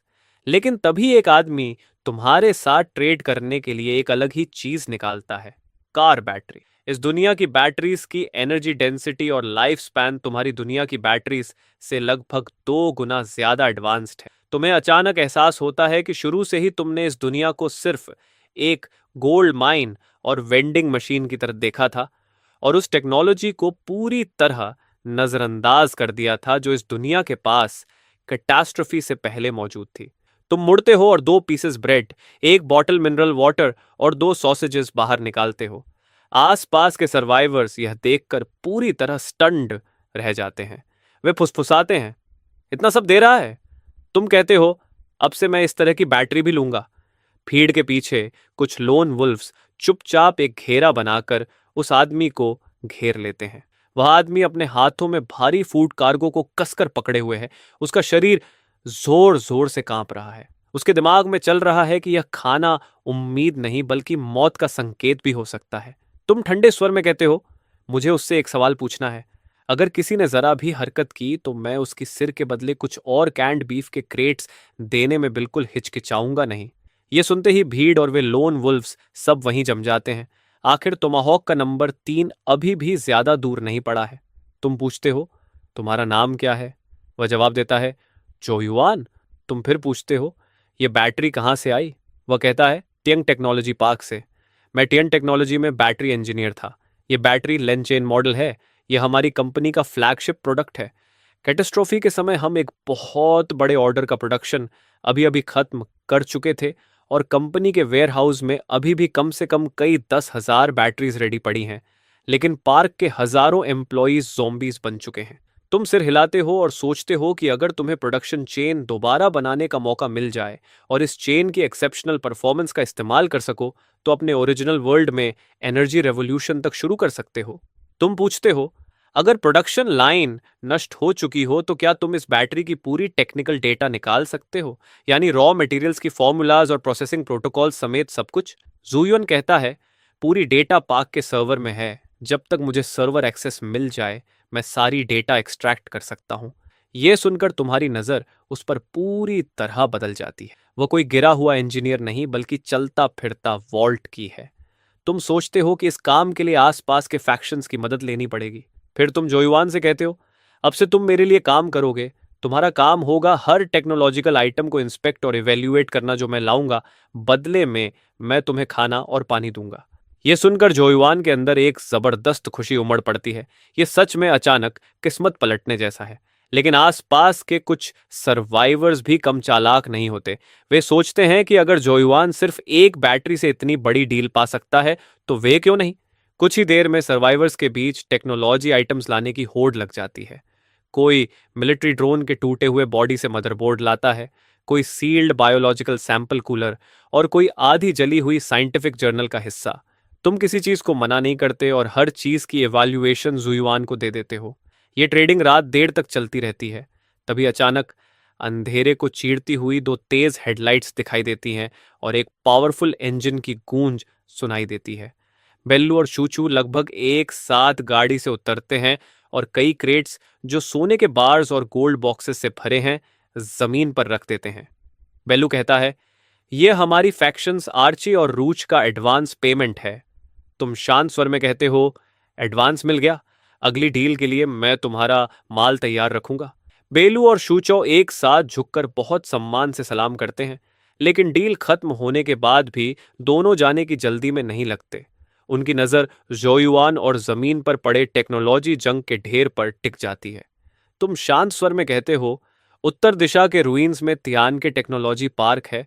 वहां लेन चेन बैटरीज के दसियों हजार यूनिट्स पड़े हैं, लेकिन उस एरिया में 5,000 से ज्यादा जोम्बीज घूम रहे हैं। बेल्लू चौंक कर पूछता है, बॉस, आपका मतलब? तुम कहते हो, मैं तुम्हें अमीर बनने का मौका दे रहा हूं, मैं फंडिंग दूंगा, तुम लोग मैन पावर दोगे, पार्क को साफ करोगे और वहां के सर्वर्स और सेंट्रल यूनिट्स को इंटैक्ट हालत में मेरे पास लाओगे। यह सुनकर बेलू और शुचोऊ के दिमाग तेजी से दौड़ने लगते हैं। रिस्क बहुत बड़ा है, लेकिन रिवॉर्ड भी उतना ही बड़ा है। और सबसे महत्वपूर्ण बात यह है कि इससे उस मिस्टीरियस ट्रेडर के साथ उनका मजबूत कनेक्शन बन सकता है। रूचे का आदमी तुरंत कहता है, रूचे यह मिशन लेती है, यह हमारे रीपर स्क्वाड के लिए काम है। रूइंस में हमारी इंडिविजुअल कॉम्बैट स्ट्रेंथ सबसे मजबूत है, मिशन सफल होगा। तभी आर्चे का आदमी वंगफिंग कहता है, इतनी जल्दी निष्कर्ष मत निकालो, आर्क के पास रूइंस की सबसे एडवांस टेक्नोलॉजी है, हैकिंग टीम, डिसमेंटलिंग और ट्रांसपोर्ट सब हम कर सकते हैं। फ्लॉलेस मिशन की गारंटी सिर्फ हम दे सकते हैं। तभी रॉक फैक्शन का आदमी जेसी आगे बढ़कर कहता है, टियंग टेक्नोलॉजी पार्क का मिशन हम रॉक लेते हैं। हमारे पास सबसे ज्यादा अवेकेंड फाइटर्स हैं और हम सर्वर को इंटैक्ट वापस लाने की गारंटी देते हैं। वंगफेंग हंसकर कहता है, 5,000 जोम्बीज के बीच? जब रॉक के अवेकेंड की स्टेमिना खत्म हो जाएगी तो कितने जोम्बीज मार पाओगे? ये तो सुइसाइड है। जैसी जवाब देता है, ये सिर्फ ब्रूट फोर्स से हल होने वाली समस्या नहीं है। तुम्हारे टेक्नीशियंस के बिना तुम पार्क के गेट तक भी नहीं पहुंच पाओगे। तभी फारे का आदमी बोलता है, टीएन टेक्नोलॉजी का चीफ इलेक्ट्रिकल इंजीनियर वांग चोंगकिंग हमारे साथ है। उस जगह को उससे बेहतर कोई नहीं जानता। यह सुनते ही बेलू, वांगफेंग और शेसी के चेहरे उतर जाते हैं, क्योंकि फारे के पास इतना बड़ा एडवांटेज है। तुम शांत स्वर में कहते हो, चाहे आर्क, रॉक, रूचे या कोई भी हो, मुझे फर्क नहीं पड़ता, मुझे सिर्फ रिजल्ट चाहिए। अगर सर्वर के साथ जरा भी समस्या हुई और मुझे वो डेटा नहीं मिला जो मैं चाहता हूं, तो भविष्य में तुम में से कोई भी मुझसे कुछ भी पाने की उम्मीद मत करना, 1 सेंटीमीटर भी नहीं। यह सुनकर चारों प्रतिनिधियों के चेहरे राख जैसे पड़ जाते हैं। तुम्हारे शब्द बेहद सीधे और निर्दयी हैं। अंत में रॉक कोऑपरेशन के लिए मान जाता है और उसके बाद बाकी 3 फैक्शंस भी जल्दी ही सहमत हो जाते हैं। इस तरह रूइंस की 4 सबसे शक्तिशाली फैक्शंस के बीच एक अभूतपूर्व अलायंस बन जाता है। करीब 100 अवेकेंड फाइटर्स और सैकड़ों एलीट सोल्जर्स से बनी एक खतरनाक फोर्स। तुम जुयोन की तरफ इशारा करते हुए कहते हो, यह भी तुम्हारे साथ जाएगा, इसे सुरक्षित वापस लाना, इसके एक बाल को भी नुकसान नहीं होना चाहिए। बेलू तुरंत जवाब देता है, चिंता मत कीजिए बॉस, हम मिस्टर जोयुआन की सुरक्षा की पूरी गारंटी देते हैं। इस ऑपरेशन में एक और संभावित खतरा है, टोमाहॉक। उनका नंबर 3 यहीं मारा गया है और उनका बड़ा बॉस बाओ बहुत ही ज्यादा बदला लेने वाला आदमी है। वह इसे कभी यूं ही जाने नहीं देगा। टोमाहॉक की ताकत शायद यहां मौजूद फैक्शंस जितनी नहीं है, लेकिन अगर उन्होंने तय कर लिया कि जब हम हजारों ज़ॉम्बीज से लड़ रहे होंगे तब वे सैबोटाज करेंगे, तो उनका थोड़ा सा हरासमेंट भी बहुत भयानक नतीजे ला सकता है। ये बात सुनते ही सबकी नजर फिर से तुम्हारी तरफ मुड़ जाती है। तुम शांत स्वर में कहते हो, टोमाहॉक का एक ordinary member, 10 crates canned beef, एक सब लीडर, 100 क्रेट्स और उनका बॉस बाओ, उसकी हेड के बदले 1,000 क्रेट्स कैंड बीफ। चाहे तुम हो या रूइंस का कोई भी नोमैड जो मुझे उसका सिर लाकर देगा, उसे यह रिवॉर्ड मिलेगा। यह सुनकर चारों फैक्शंस की सांस जैसे रुक जाती है। बेलू जिस रिस्क की बात कर रहा था वह इस आदमी के लिए बिल्कुल भी रिस्क नहीं था। पूरा स्क्वायर मौत जैसे सन्नाटे में डूब जाता है। चारों फैक्शंस के प्रतिनिधि अब कोई भी गलत सोच रखने की हिम्मत नहीं करते। आज टोमाहॉक, कल शायद उनमें से कोई भी हो सकता है। बाउंटी घोषित होते ही अब किसी बहस की जगह नहीं बचती। बेलू, वांग फेंग, एक्सीसी और प्रोफेसर जे, ये चार लोग जिनके सिर्फ कदम पटकने से रूइंस का एक बड़ा हिस्सा हिल सकता था, अब एक भी बेकार शब्द नहीं बोलते। वे तुरंत काम बांटते हैं और फिर अपने अपने लोगों के साथ गाड़ियों में बैठकर तेजी से निकल जाते हैं। जाने से पहले बेलू जोयुआन के पास आता है और कहता है, मिस्टर जोयुआन, कृपया हमारे साथ चलिए। रास्ते में हमें टेक्नोलॉजी पार्क के बारे में आपकी जानकारी चाहिए होगी। जोयुआन अनजाने में सुपरटे की तरफ देखता है और तुम्हारे हल्के से सिर हिलाने के बाद ही वह आर्क के लोगों के साथ गाड़ी में बैठता है। दरवाजा बंद होने के बाद तुम तुरंत दूसरे वर्ल्ड में वापस जाने की जल्दी नहीं करते। बस एक सोच के साथ तुम आज की ट्रेडिंग में मिले सारे पैसे बाहर निकाल लेते हो। बिना झिझक तुम उनमें से एक मुट्ठी उठाकर सीधे अपने मुंह में डाल लेते हो। वही जानी पहचानी तेज दर्द फिर से लौट आती है। जब आखिरी एनर्जी भी पूरी तरह अब्जॉर्ब हो जाती है, तुम अचानक अपनी आंखें खोलते हो। अवेकनर, पहली awakened ability, sub dimensional warehouse, current capacity 3000 cubic metre.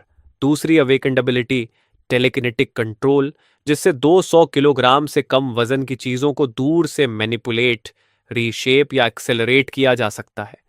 अब यह सिर्फ सिंपल टेलीपोर्टेशन नहीं रहा। तुम्हारी नजर कोने में रखी मेटल शेल्फ पर जाती है। इस बार तुमने हाथ तक नहीं उठाया, बस एक नजर डाली और एक पल में वह कंप्रेस होकर बेहद घना मेटल बन जाती है। डिमेंशनल ट्रांसफर में अब 12 मिनट्स बचे हैं, अब लौटने का समय है। टॉर बैटरी नंबर 7 की डिस्कवरी तुम्हारे दिल में एम्बिशन का बीज बो चुकी है। अब तुम सिर्फ इंटर डिमेंशनल ट्रेडर बनकर नहीं रहना चाहते, तुम इस मॉडर्न और सुरक्षित दुनिया में अपना खुद का बिजनेस एम्पायर बनाना चाहते हो। ये सैकड़ों टन गोल्ड जल्द से जल्द लिक्विडिटी में बदलना होगा, लेकिन इतनी बड़ी क्वांटिटी को नॉर्मल चैनल से बेचना बिल्कुल असंभव है। तभी तुम्हें एक नाम याद आता है, तुम्हारा कजन भी आगे। वह थोड़ा शेडी आदमी है और शहर के ग्रे मार्केट में उसके जरूर कॉन्टैक्ट्स होंगे। अगर वह मिडलमैन बने तो अभी के लिए यही सबसे सुरक्षित और असरदार तरीका है। फंड्स मिलते ही तुम्हें पागलों की तरह सप्लाईज जमा करनी होंगी। 3000 मीटर क्यूब वेयरहाउस और सुपर 8 दोनों को पूरी तरह भरना होगा और फिर एक टेक्नोलॉजी कंपनी बनानी होगी ताकि टियंग टेक्नोलॉजी पार्क से मिलने वाली टेक्निकल डेटा को रिसीव करने के लिए स्ट्रक्चर तैयार रहे। तुम्हारी प्लान पूरी तरह साफ है। हर कदम तुम्हें उस विशाल लक्ष्य के करीब ले जा रहा है। डायमेंशनल ट्रांसफर अब तैयार है। एक सिंपल थॉट और फिर वही जानी पहचानी वेटलेस फीलिंग तुम्हारे पूरे शरीर को घेर लेती है। Transfer complete. Current world, earth. Next transfer recharge time 11 hours. बाहर शहर की नियॉन लाइट्स और लगातार दौड़ती गाड़ियों की आवाजें हैं। कुछ सेकंड पहले के शांत रूइंस से तुलना करो तो ये जैसे कोई दूसरी ही दुनिया लगती है। यही कॉन्ट्रास्ट तुम्हें और भी यकीन दिलाता है कि इस पावर को तुम्हें कसकर पकड़कर रखना होगा। हैंगसिन लौटने के बाद तुम तुरंत सुपर 8 से बाहर नहीं निकलते, बल्कि बिस्तर पर लेट जाते हो। तुम्हारी मेंटल स्ट्रेंथ बहुत बढ़ चुकी है, इसलिए नींद की जरूरत कम हो गई है, लेकिन कुछ घंटे आराम करने से शरीर फिर से पूरी तरह ठीक हो जाएगा। जब तुम आंखें खोलते हो तो सुबह के 11 बज चुके होते हैं। जल्दी से कुछ खाकर तुम बियाज का नंबर मिलाते हो। फोन उठता है। हेलो, कौन? तुम कहते हो, मैं गोजी। वह चिढ़कर बोलता है, क्या चाहिए? तुम कहते हो, मेरे पास एक बैच गुड्स है जिसे बेचना है। वह हिचकते हुए पूछता है, माफ करना पूछ रहा हूं, ये लीगल है ना? तुम शांत स्वर में कहते हो, थोड़ा रिस्क है पर ज्यादा नहीं। उसी सीमेंट फैक्ट्री में मिलो जहां पिछली बार मिले थे, अकेले आना। वह तुरंत कहता है, ठीक है, समय पर पहुंचूंगा। समय जल्दी गुजर जाता है और अब 3 बजे हैं। वही सीमेंट फैक्ट्री, लेकिन इस बार सोफे पर तुम बैठे हो। बीएच तय समय पर पहुंचता है और तुम्हारे सामने खड़ा हो जाता है। वह डर के मारे ठीक से सांस भी नहीं ले पा रहा। वह पूछता है, जी जी, माल कहाँ है? तुम आराम से एक कैनवस बैग से 500 ग्राम का एक गोल्ड बार निकालते हो। बियाज की आंखें सिकुड़ जाती हैं। 500 ग्राम का गोल्ड बार कीमती जरूर है, लेकिन कोई भी बड़ी ज्वेलरी शॉप इसे हैंडल कर सकती है। मगर तभी तुम बैग को थोड़ा खोलते हो और अंदर गोल्ड बार्स का ढेर दिखता है। ब्याज वहीं जम जाता है। ये एक नहीं बल्कि पूरे 20 गोल्ड बार्स हैं, हर एक 500 ग्राम का, कुल 10 किलोग्राम गोल्ड। उसका पूरा शरीर कांपने लगता है। वह बुदबुदाता है, ये तो जैसे बैंक रॉबरी या आर्मर्ड ट्रक लूट जैसा है। और फोन पर तुमने कहा था छोटा रिस्क। उसके मन में डर भर जाता है। इसे छूना भी ऐसा है जैसे सीधे गिलोटीन का टिकट ले लेना। वह घबरा कर कहता है, भाई गोजी, क्या आप मेरी जान लेना चाहते हो? मैं इसे कैसे हैंडल करूं? वह चुप हो जाता है, तुम्हारी आंखों में देखने की भी हिम्मत नहीं करता। उसे पूरा यकीन हो चुका है कि वह किसी खतरनाक क्रिमिनल से डील कर रहा है। तुम ठंडे स्वर में कहते हो, इतनी सी गोल्ड क्वांटिटी भी हैंडल नहीं कर सकते, और कहते हो कि तुम्हें पैसे की जरूरत है। इतनी सिंपल डील भी नहीं कर सकते? ब्याज हकलाकर कहता है, मास्टर गो, इतनी बड़ी डील, सच में मैं इसे छूने की हिम्मत नहीं कर रहा। तुम शांत स्वर में जवाब देते हो, चिंता मत करो, ये गोल्ड बिल्कुल क्लीन है, इस पर कोई ट्रेस नहीं है। मैं बस इतना आलसी हूं कि हर एक गोल्ड बार को अलग अलग बेचने का झंझट खुद नहीं करना चाहता, समझे? मास्टर गो, क्या क्या मैं एक फोन कर सकता हूं? अपने किसी कांटेक्ट को बुला सकता हूं? तुम हल्का सा हाथ हिलाकर इशारा करते हो। ब्याओ जी ऐसे खुश हो जाता है जैसे उसे माफी मिल गई हो। वह तो फोन करने के लिए दूर जाने की हिम्मत भी नहीं करता और स्पीकर ही ऑन कर देता है। हेलो ब्याओ सोय, क्या हाल है? दूसरी तरफ से आवाज आती है। हाँ बोलो, क्या हुआ? ब्याओगे थोड़ा घबरा कर पूछता है। सुनो, हाल ही में यहां आसपास गोल्ड से जुड़ा कोई मामला हुआ है क्या? कोई बड़ी डील? फोन के उस पार वाला थोड़ा हैरान हो जाता है, लेकिन सीधा जवाब देता है, किस तरह की डील? अब तो हर सड़क पर कैमरास लगे हैं, कौन ऐसी रिस्क लेगा? क्या तुम्हें जैकपॉट लग गया है और तुम गोल्ड खरीदना चाहते हो? यह सुनकर ब्याओजे जैसे कुछ निगल जाता है। फोन काटने के बाद वह तुम्हें बिल्कुल अलग नजर से देखने लगता है और कहता है, मास्टर गो, आपके स्टॉक को मैं अकेला हैंडल नहीं कर सकता, लेकिन मुझे पता है कौन कर सकता है। तुम फिर से हाथ से इशारा करते हो। ब्याओजी कांपते हाथों से दूसरा नंबर मिलाता है। हेलो सू, मैं ब्याओसी बोल रहा हूं। मैं एक बहुत इंपॉर्टेंट क्लाइंट के साथ हूं, उसके पास गोल्ड का बड़ा लॉट है बेचने के लिए।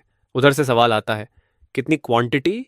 ब्याओगे हकलाते हुए कहता है, 10 किलोग्राम, और आगे और भी होगा। इस बार फोन के दूसरी तरफ काफी देर तक खामोशी रहती है। फिर आवाज आती है, आधे घंटे में यूजुअल प्लेस पर आओ, मैं खुद माल इंस्पेक्ट करूंगी। आधे घंटे बाद तुम एक प्राइवेट क्लब में पहुंचते हो। वहां एक औरत चिपाव पहने बैठी है। वह हल्का सा इशारा करके तुम्हें बैठने के लिए बुलाती है और तुम बिना झिझक आगे बढ़कर कुर्सी पर बैठ जाते हो और बैग मेज पर रख देते हो। उस औरत को सब सिस्टर सू कहते हैं। वह चाय डालती रहती है और चाय तुम्हारे सामने सरकाने के बाद शांत आवाज में पूछती है, मैं आपको किस नाम से बुलाऊं मेरे दोस्त? तुम कहते हो, मुझे गो कह सकते हैं। वह मुस्कुराकर कहती है, मिस्टर गो, क्या मैं माल देख सकती हूं? तुम सिर हिलाते हो और बैग खोलते हो। अंदर गोल्ड बार्स आराम से रखे हुए हैं। सिस्टर सू बड़े प्रोफेशनल तरीके से एक एक बार चेक करती है। काफी देर तक देखने के बाद वह धीरे से बुदबुदाती है, 999 प्योरिटी गोल्ड, वेट भी सही, स्टैंडर्ड साइज बार्स। फिर वह सिर उठाकर पूछती है, मिस्टर गो, इतनी बड़ी क्वांटिटी, इसका सोर्स? तुम चाय का घूंट लेते हो और शांत रहते हो। वह कहती है, यंग मैन, मैं आप पर शक नहीं कर रही, लेकिन इस बिजनेस में रूल्स होते हैं। 10 किलोग्राम छोटी क्वांटिटी नहीं है, मुझे सब वेरीफाई करना होगा। वह तुम्हारे चेहरे को गौर से देखती रहती है, लेकिन तुम कुछ नहीं कहते, बस ब्याज की तरफ देखते हो। ब्याज तुरंत समझ जाता है और जल्दी से कमरे से निकल जाता है। तब तुम बैग से एक गोल्ड बार निकालते हो और सिस्टर सू के सामने उसे हल्के से दबाते हो, और वह बार तुम्हारे हाथ में ऐसे मुड़ जाता है जैसे मिट्टी हो। इतनी ताकत वाला आदमी ब्लैक मार्केट के गोल्ड के लिए परेशान होने की जरूरत ही नहीं रखता। सिस्टर सू गहरी सांस लेती है और कहती है, 7 युआन पर ग्राम, 10 किलोग्राम के लिए 7 मिलियन। तुम ना हाँ कहते हो ना बस पूछते हो, तुम मैक्सिमम कितनी क्वांटिटी हैंडल कर सकती हो? इस सवाल से सिस्टर सू का कॉन्फिडेंस थोड़ा हिल जाता है। वह सोचकर कहती है, मिस्टर गो, अगर गोल्ड इतना प्योर है तो मैं महीने में 50 किलोग्राम बेच सकती हूँ, यानी लगभग 35 मिलियन प्रति महीना। तुम सिर हिलाकर कहते हो, बहुत कम। फिर धीरे से एक उंगली उठाते हो। सिस्टर सू पूछती है, 100 किलोग्राम? तुम कहते हो, नहीं, 1 टन। यह सुनते ही सिस्टर सू पूरी तरह चौंक जाती है। मिस्टर गो, आप मजाक कर रहे हैं? 1 टन गोल्ड आज की कीमत में लगभग 1 बिलियन के बराबर है। मेरा नेटवर्क इतना बड़ा वॉल्यूम हैंडल नहीं कर सकता। कोई प्राइवेट चैनल एक महीने में 1 टन गोल्ड नहीं बेच सकता। यह सिर्फ पैसे का मामला नहीं है, ये तो पूरे फाइनेंशियल सिस्टम को चैलेंज करने जैसा है और इतनी बड़ी मनी फ्लो ऊपर तक लोगों का ध्यान खींच लेगी। तुम शांत रहते हो और कहते हो, अगर मुझे सब कैश में कन्वर्ट ही नहीं करना हो तो? वह समझते हुए पूछती है, मतलब एसेट एक्सचेंज? तुम कहते हो, मुझे एक इंडस्ट्रियल जोन या बैटरी मैन्युफैक्चरर चाहिए। यह सुनकर सिस्टर सू बिल्कुल स्टंड रह जाती है। उसने सोचा भी नहीं था कि कोई आदमी इतना गोल्ड लग्जरी के लिए नहीं, बल्कि इंडस्ट्री में इन्वेस्ट करने के लिए बेच रहा होगा। एक ऐसा आदमी जो नंगे हाथों से गोल्ड बार मोड़ सकता है और हर महीने 1 टन गोल्ड दे सकता है, अब एंटरप्रेन्योर बनना चाहता है। वह धीरे से कहती है, मिस्टर गो, ये डील मेरी कैपेसिटी से बाहर है, मुझे अपने बॉस से बात करनी होगी। तुम आराम से हाथ हिलाते हो। वो फोन मिलाकर कहती है, बॉस, ये स्वान बोल रही हूं, मेरे पास बहुत बड़ी डील है। गोल्ड बहुत प्योर है और क्वांटिटी। वह तुम्हारी तरफ देखती है और कहती है, फिलहाल 300 किलोग्राम अवेलेबल है और दूसरी पार्टी हर महीने 1 टन दे सकती है। कॉल खत्म होने के बाद स्वान अब डील की मालिक नहीं, बल्कि सिर्फ मैसेंजर रह जाती है। वह कहती है, मिस्टर गो, मेरे बॉस आपसे पर्सनली मिलना चाहते हैं, कल शाम 7 बजे यहीं। तुम सिर हिलाते हो और गोल्ड की तरफ इशारा करके कहते हो, पहले इसे हैंडल करो। वह कहती है, गुड फेथ दिखाने के लिए हम यह लॉट 800 पर ग्राम पर ले सकते हैं। 5 मिनट के अंदर ही तुम्हारे अकाउंट में 8 मिलियन ट्रांसफर हो जाते हैं। डील खत्म होने के बाद सुआन खुद तुम्हें बाहर तक छोड़ने आती है और तुम अपनी वैन लेकर निकल जाते हो। तुम्हारे जाते ही ब्योग मुस्कुराते हुए उसके पास आता है, लेकिन सिस्टर सू ठंडे स्वर में कहती है, अब से मिस्टर गो के बारे में एक भी सवाल मत पूछना, बस वही करो जो वह कहे। अगर कोई प्रॉब्लम हुई तो कोई भी तुम्हें बचा नहीं पाएगा। यह सुनकर ब्याओ कांप उठता है और मुर्गे की तरह जल्दी जल्दी सिर हिलाता है। वहां से निकलने के बाद तुम सुपरेटे वापस नहीं जाते, बल्कि मॉडल होलसेल सेंटर पहुंचते हो। पिछली बार वाला सेल्समैन तुम्हें देखते ही दौड़कर आता है, बॉस लून, आप फिर आ गए, इस बार क्या चाहिए? तुम उसे एक लिस्ट देते हो और कहते हो, हर आइटम की क्वांटिटी को 10 से मल्टीप्लाई कर दो। मैनेजर लिस्ट देखकर थोड़ा घबरा जाता है, लेकिन कहता है, मैं खुद हैंडल करता हूं। 2 मिलियन का पेमेंट करने के बाद तुम इंडस्ट्रियल जोन में कई बार आना जाना करते हो और धीरे धीरे अपना सब डायमेंशनल वेयरहाउस आधे से ज्यादा भर देते हो। लेकिन तुम्हारे लिए सबसे इंपॉर्टेंट चीज कुछ और थी, सिर्फ एक छोटा सा एंटीबायोटिक बॉक्स। उस रूइंड वर्ल्ड में उसकी कीमत गोल्ड से भी कई गुना ज्यादा थी। आप गाड़ी चलाकर शहर की फार्मेसी होलसेल स्ट्रीट में पहुंचे। आपने चमकदार बड़ी दुकानों को नहीं चुना, बल्कि एक गली के आखिर में बनी एक छोटी दुकान में घुस गए। अंदर एक मध्यम उम्र का आदमी आपको घूर कर देखने लगा। उसने पूछा, क्या आपके पास प्रिस्क्रिप्शन या हॉस्पिटल परचेस लाइसेंस है? आपने कहा, नहीं। वह बोला, तो मैं आपको कुछ भी नहीं बेच सकता। लेकिन आपने बस अपना फोन निकाल कर उसे अपने अकाउंट बैलेंस दिखा दिया। लंबी लंबी जीरोज की लाइन उस आदमी की आंखों में साफ दिखाई देने लगी। आपने कहा, एमॉक्सिसिलाइन, बैंडेज, गॉज, बेटाडीन, सेलीन, जो भी तुम्हारे पास है सब ले लूंगा। ये सुनते ही उस आदमी की सांस जैसे एक पल को रुक गई। उसने हैरानी से पूछा, तुम इतना सब क्यों खरीद रहे हो? आपने शांत होकर कहा, बस ये बताओ, बेचोगे या नहीं? आखिरकार उसने धीरे से आवाज नीचे की और गहरी सांस लेते हुए कहा, पीछे से मेरे साथ आओ। आधे घंटे बाद आपकी गाड़ी दवाइयों के कार्टन से पूरी तरह भर चुकी थी। 1 मिलियन ट्रांसफर कर दिए गए। अगला पड़ाव था हार्डवेयर स्टोर। आपने कहा, डीजल जनरेटर, इस मॉडल के 20 चाहिए, सोलर पैनल्स और उनके साथ आने वाली बैटरीज सब ले लूंगा।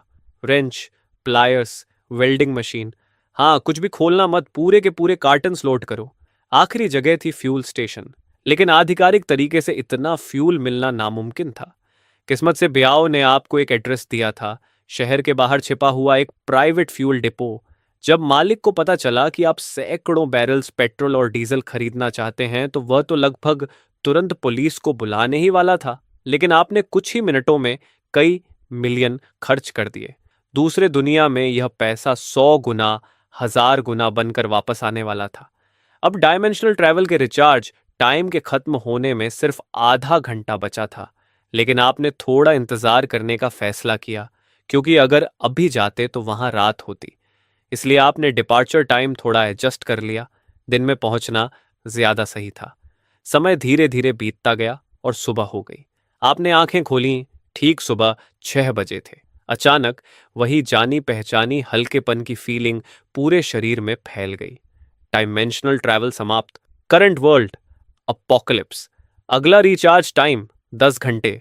आपने जैसे ही दरवाजा खोला, सर्वाइवर्स का एक ग्रुप तुरंत आपकी तरफ दौड़ पड़ा। एक आदमी बोला, बॉस मेरे पास बैटरी है, देखिए। उसके हाथ में टोर मॉडल 7 बैटरी थी। अगले ही सेकंड बैटरी गायब हो गई और उसकी जगह ब्रेड और मिनरल वाटर आ गए। अगले कुछ पलों में और भी सर्वाइवर्स भागते हुए आने लगे और यह सिलसिला तब तक चलता रहा जब तक सुबह 7 बजे नहीं हो गए। तभी खंडहरों में हल्का कंपन हुआ और चारों बड़ी फैक्शंस के 4 प्रतिनिधि एक साथ अपनी गाड़ियों से उतर गए। उन्होंने कहा, बॉस हम तैयार हैं। सारे टेक्नीशियंस और इक्विपमेंट अपनी जगह पर हैं। हाइव स्क्वाड आगे निकल चुका है रास्ते के ऑब्स्टेकल्स साफ करने के लिए। इंजीनियर वंग चोंगिंग ने सर्वर की एग्जैक्ट लोकेशन कंफर्म कर दी है। हम कभी भी निकल सकते हैं। आपने अचानक पूछा, क्या तुम सब ने ब्रेकफास्ट कर लिया? यह अजीब सवाल सुनकर स्कॉर्पियन और बाकी लोग एक पल के लिए हैरान रह गए। उनके जवाब देने से पहले ही आपने हाथ हिलाया और अचानक instant noodles, self heating rice meals और कैंड फूड का एक पहाड़ उनके सामने जमा हो गया। चारों रिप्रेजेंटेटिव्स की एडम्स एप्पल लगातार हिलने लगी, क्योंकि इस अपोक्लिप्स में पेट भरकर खाना भी आसान नहीं था। अच्छा खाना तो दूर की बात थी।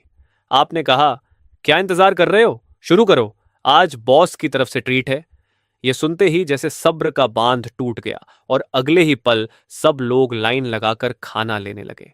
सैनिकों की आंखें चमक उठीं और वे बड़े बड़े कौर भरने लगे। सिर्फ रवाना होने से पहले का ब्रेकफास्ट ही इतना शानदार था, तो अगर मिशन सच में सफल हो गया तो उन्हें क्या इनाम मिलेगा? क्या वे हर मील में मीट खा पाएंगे? जब सब लोग अपोकैलिप्स की इस दुनिया का सबसे शानदार खाना खा रहे थे, तभी फिर से हलचल हुई। कई बड़े बॉक्सेस और लाए गए, लेकिन इस बार उनमें खाना नहीं बल्कि सिगरेट्स थीं। इस अपोकलिप्टिक दुनिया में सिगरेट्स लगभग अल्कोहल जितनी कीमती चीज थीं। आपने घोषणा की, डिस्ट्रीब्यूशन, हर नॉर्मल सोल्जर को 2 पैक्स, हर अवेकेंट को 1 कार्टन। ये सिर्फ सामान नहीं था, ये मोरल बढ़ाने वाला लग्जरी था। ये कदम किसी भी मोटिवेशनल स्पीच से ज्यादा असरदार था। आपने न सिर्फ उनके पेट भरे थे, बल्कि उनके तनाव भरे दिमाग को भी शांत कर दिया था। और जब सबको लगा कि बस अब यही खत्म है, तभी आपने फिर से हाथ उठाया। इस बार कई काले बॉक्सेस सामने आए, जिन पर प्रिसिजन आइकॉन बना हुआ था। प्रोफेसर जे तुरंत आगे बढ़े और एक बॉक्स खोल दिया। अंदर रीकन ड्रोन्स थे और बाकी बॉक्सेस में उनके साथ इस्तेमाल होने वाले walkie talkies, anti interference system, बहुत लंबी बैटरी लाइफ और थर्मल इमेजिंग। प्रोफेसर जे उत्साहित होकर बोले, इसके साथ हम 90% खतरों से बच सकते हैं। स्कॉर्पियन, इग्रेट और जेब भी पास आ गए और उनकी सांसें भारी हो गईं। पहले उन्हें एक्सप्लोरेशन के लिए सिर्फ किस्मत पर भरोसा करना पड़ता था और कम्युनिकेशन चिल्लाकर करना पड़ता था, लेकिन अब यह एक जबरदस्त टेक्नोलॉजिकल एडवांटेज था। पेट भरने और मनोबल बढ़ने के बाद सभी फाइटर्स का मूड बहुत अच्छा हो गया। आदेश मिला, चलो, और इंजनों की गरज एक लोहे की नदी की तरह गूंज उठी, जिससे जमीन तक कांपने लगी। खंडहरों की चारों बड़ी फैक्शंस टेन टेक्नोलॉजी पार्क की तरफ बढ़ पड़ी। पंछी का हैवी ट्रक आगे रास्ता खोल रहा था और अपने रैम से रास्ते में पड़ी कार रेक्स को आसानी से हटाता जा रहा था। फंगजू का कन्वॉय बीच में था ताकि दोनों तरफ की रक्षा हो सके। एक व्हीकल में ईग्रेट ड्रोन से आसपास का इलाका देख रहा था और हर यूनिट का रूट शांत दिमाग से एडजस्ट कर रहा था। फेंगाओ की मोटरसाइकिल्स, जिन्हें गैप लीड कर रहा था, दोनों किनारों पर पेट्रोल कर रही थीं। टांटा का ट्रांसपोर्टर पीछे चल रहा था, जो प्रोफेसर जे, टेक्निकल टीम और चौंग की सुरक्षा कर रहा था। तभी कम्युनिकेटर में फेंगाओ के शू की आवाज गूंजी, आगे 500 मीटर पर वैली में जॉम्बी ग्रुप दिखाई दिया है, लगभग 30 जॉम्बीज, कोई स्पेशल म्यूटेशन नहीं। यह सुनते ही एग्रेट ने तुरंत आदेश दिया, फंगजो दो, जाओ और उन्हें साफ करो। आदेश मिलते ही कई of road vehicles main convoy से अलग हो गए और उनकी छत पर लगी मशीन गन्स ने फायरिंग शुरू कर दी। गोलियों की बारिश ने पलक झपकते ही जॉम्बी होर्ड को चीर कर रख दिया। पूरा ऑपरेशन बिल्कुल बेहतरीन तरीके से हुआ, जरा सी भी हिचकिचाहट नहीं थी। उसी समय एक मिनी स्टोर के अंदर एक आदमी फोल्डिंग बेड से टिक कर बैठा था और उसकी नजर सामने लगे मॉनिटर पर टिकी हुई थी। स्क्रीन पर ड्रोन्स से आने वाली साफ साफ फुटेज दिखाई दे रही थी। इसी वक्त स्टील कन्वॉय 10 टेक्नोलॉजी पार्क से लगभग 1 किलोमीटर दूर रुक गया।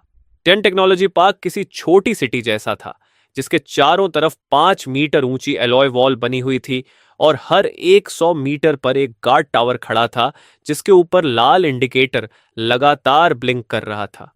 कॉम्बैट यूनिट्स तुरंत फैलकर डिफेंसिव पोजीशंस लेने लगीं, जबकि स्कॉर्पियन, एग्रेट, जेप और प्रोफेसर जे गंभीर चेहरे के साथ एक जगह खड़े होकर स्क्रीन देखने लगे।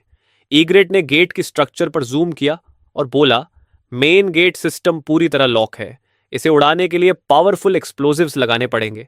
यह सुनकर स्कॉर्पियन की आंखें सख्त हो गईं और उसने कहा, परफेक्ट, इसी गेट पर हमला करते हैं, पूरे इलाके के मॉन्स्टर्स को यहीं खींच लाएंगे और एक साथ खत्म कर देंगे।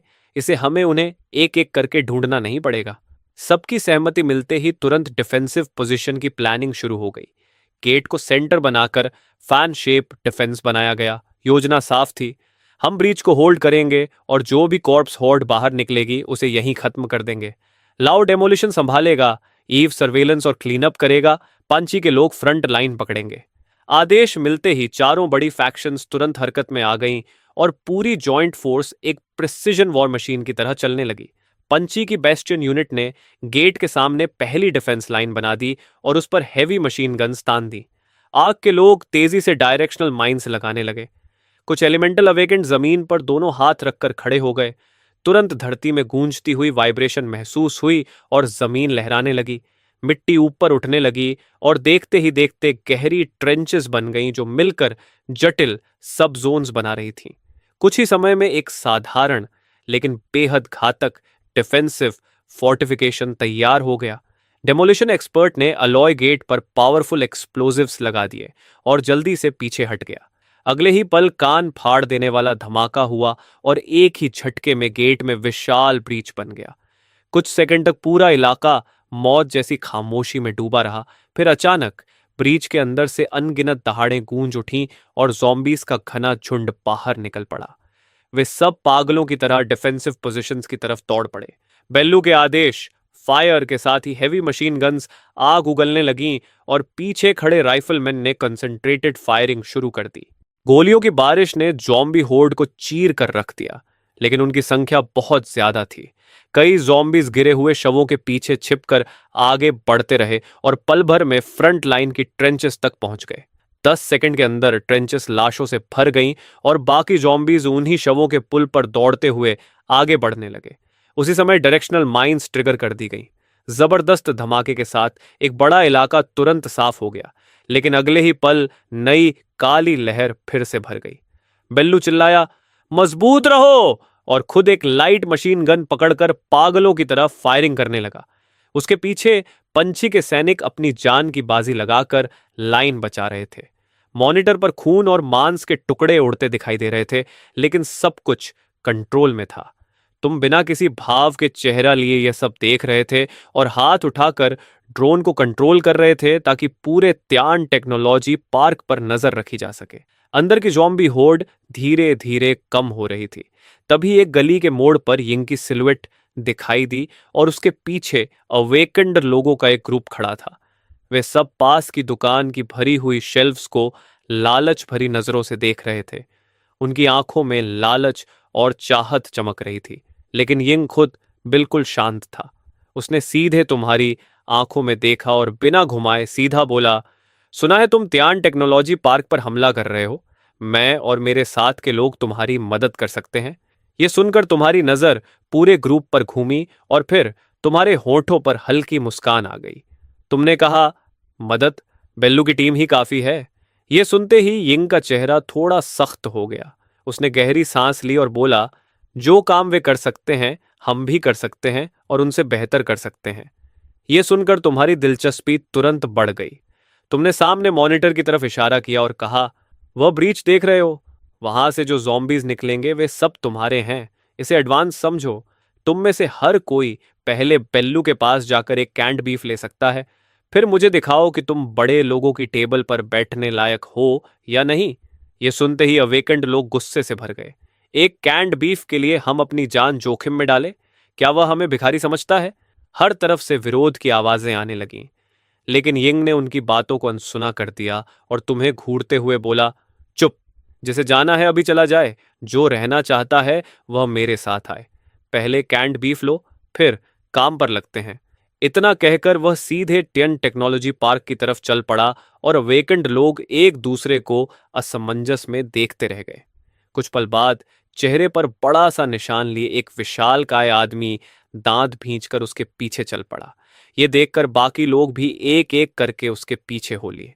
मिनी स्टोर के अंदर से तुम ये पूरा दृश्य देख रहे थे और तुम्हारे होंठों पर ठंडी मुस्कान फैल गई। तुम्हें पैसों के पीछे भागने वाले मर्सिनरीज नहीं चाहिए थे, बल्कि ऐसी ताकत चाहिए थी जो हमेशा तुम्हारे प्रति वफादार रहे। थोड़ी देर बाद यिंग लगभग 10 अवेकेंड लोगों के साथ सामने आ गया। उन्हें देखकर बेलू ने हल्का सा भौहें सिकोड़ ली। यिंग ने सीधे कहा, बॉस का आदेश है, अब से यह ब्रीच हमारा है। यह सुनते ही बेलू ने कोई सवाल नहीं किया और बस उन्हें कैंड बीफ का एक पूरा बॉक्स दे दिया। यिंग और उसके लोगों ने बिना भाव बदले कैंस उठा लिए और बिना झिझक ज़ॉम्बी हॉर्ड की तरफ बढ़ गए। बेलू यह दृश्य जटिल नजरों से देख रहा था। उसे समझ नहीं आ रहा था कि तुम इन आजाद मिजाज लोगों को लड़ाई में क्यों भेज रहे हो, लेकिन उसने अपने शक दबा दिए और आदेश दिया, सब लोग एमो बचाओ, फायर को फ्लैंक्स की तरफ शिफ्ट करो। अगले ही पल गोलियों की आवाज कम हो गई और डिफेंस लाइन में एक खतरनाक गैप बन गया। उसी गैप से ज़ॉम्बीज की पागल भीड़ अंदर घुस पड़ी। तभी चेहरे पर निशान वाला वह विशालकाय आदमी अचानक जंगली दहाड़ मारते हुए 1-2 मीटर से भी ऊंचे ह्यूमनॉइड बीस्ट में बदल गया और सीधे ज़ॉम्बी हॉर्ड पर टूट पड़ा। एक ही पल में करीब 10 ज़ॉम्बीज हवा में उछलकर दूर जा गिरे। ये देखकर बाकी अवेकेंड भी तुरंत एक्शन में आ गए और अगले ही पल बैटलफील्ड पर तरह तरह की अवेकेंड पावर्स भड़क उठी। लेकिन समस्या भी जल्दी ही सामने आ गई। ये अवेकेंड लोग हर कोई अपने अपने तरीके से लड़ रहे थे। उनमें बिल्कुल भी कोऑर्डिनेशन नहीं था। उनके अटैक्स भले ही बेहद खतरनाक और असरदार थे, लेकिन उनकी डिफेंस पूरी तरह छलनी जैसी थी। बीच बीच में कई जॉम्बीज उनकी लाइन पार करके अंदर घुस जाते और सैनिकों को मजबूरी में तुरंत उन्हें मार गिराना पड़ता। यिंग पीछे खड़ा ठंडी नजरों से पूरा दृश्य देख रहा था। थोड़ी ही देर में वह ग्रुप बिखरने के संकेत देने लगा। तभी यिंग ने आखिरकार कदम बढ़ाने का फैसला किया। उसने धीरे धीरे अपना दायां हाथ उठाया और उसकी हथेली में एक डगमगाता हुआ आग का लोटस धीरे धीरे खिल उठा, जो विनाश की डरावनी औरा फैला रहा था। उसने शांत आवाज में कहा, पीछे हट जाओ। यह आदेश मिलते ही अवेकेंड लोग जल्दी जल्दी पीछे हट गए। अगले ही पल यिंग एक कदम आगे बढ़ा और अपनी हथेली से उस फायर लोटस को हल्के से आगे धकेल दिया। वह धीरे धीरे उड़ता हुआ जॉम्बी होर्ड के बीचों बीच जा पहुंचा और जमीन को छूते ही एक भयंकर फायर स्टॉर्म में बदल गया। आग का वह विस्फोट कई दर्जन मीटर के इलाके को निगल गया और भयानक गर्मी में सैकड़ों जॉम्बीज पल भर में राख बन गए। कुछ सेकंड बाद लपटें धीरे धीरे शांत हो गईं और वहां मौजूद हर इंसान हैरान होकर जड़ हो गया। सबकी आंखें फटी रह गईं और मुंह खुले रह गए। उसी समय तुम मॉनिटर पर यह सब देखते हुए हल्का सा मुस्कुराए और सोचा कि यह यिंग सच में दिलचस्प है, ताकत भी है और दिमाग भी ठंडा है, जबकि बाकी लोग बस कच्चा माल हैं। जब तुम ये सोच ही रहे थे, तभी तुमने नोटिस किया कि ब्रीच से निकलने वाले ज़ॉम्बीज का बहाव धीरे धीरे कम हो रहा है और अंदर के ज्यादातर ज़ॉम्बीज लगभग खत्म हो चुके हैं। बेलू और उसके लोगों ने भी यह बात देख ली और बैटलफील्ड पर सैनिकों का हौसला अचानक बहुत बढ़ गया। कुछ और गोलियों की बौछार के बाद पूरी ज़ॉम्बी हॉर्ड खत्म कर दी गई। तभी बेलू की आवाज पूरे बैटलफील्ड में गूंज उठी, सभी यूनिट्स आगे बढ़ो, सावधान रहो, पार्क के अंदर जाओ और सेंट्रल स्क्वायर पर कब्जा करो। आदेश मिलते ही इंजन्स फिर से गरज उठे और स्टील कन्वॉय तेजी से टियन टेक्नोलॉजी पार्क के अंदर घुस गया। पार्क के अंदर चारों तरफ एस्फॉल्ट रोड्स फैली हुई थीं और उनके किनारे फ्यूचरिस्टिक स्टाइल की कई इमारतें खड़ी थीं। प्रोफेसर जे ने जल्दी ही पार्क के लोकल नेटवर्क से कनेक्शन बना लिया और हवा में एक 3D मैप प्रोजेक्ट कर दिया। बेलू ने तुरंत उस मैप को 4 हिस्सों में बांट दिया और बोला, एफिशिएंसी बढ़ाने के लिए हम अलग अलग होंगे। पंची तुम्हारी टीम जोन 1 साफ करेगी, जोंगजू प्रोडक्शन लाइन चेक करेगा कि वह सही हालत में है या नहीं, हाइव टीम पेरीमीटर और रूफ टॉप्स संभालेगी, arc team west administrative building और डेटा सेंटर लेगी और light house team professor J और वैंग चोंगिंग को एस्कॉर्ट करके RD बिल्डिंग तक ले जाएगी। लक्ष्य है मेन सर्वर ढूंढना।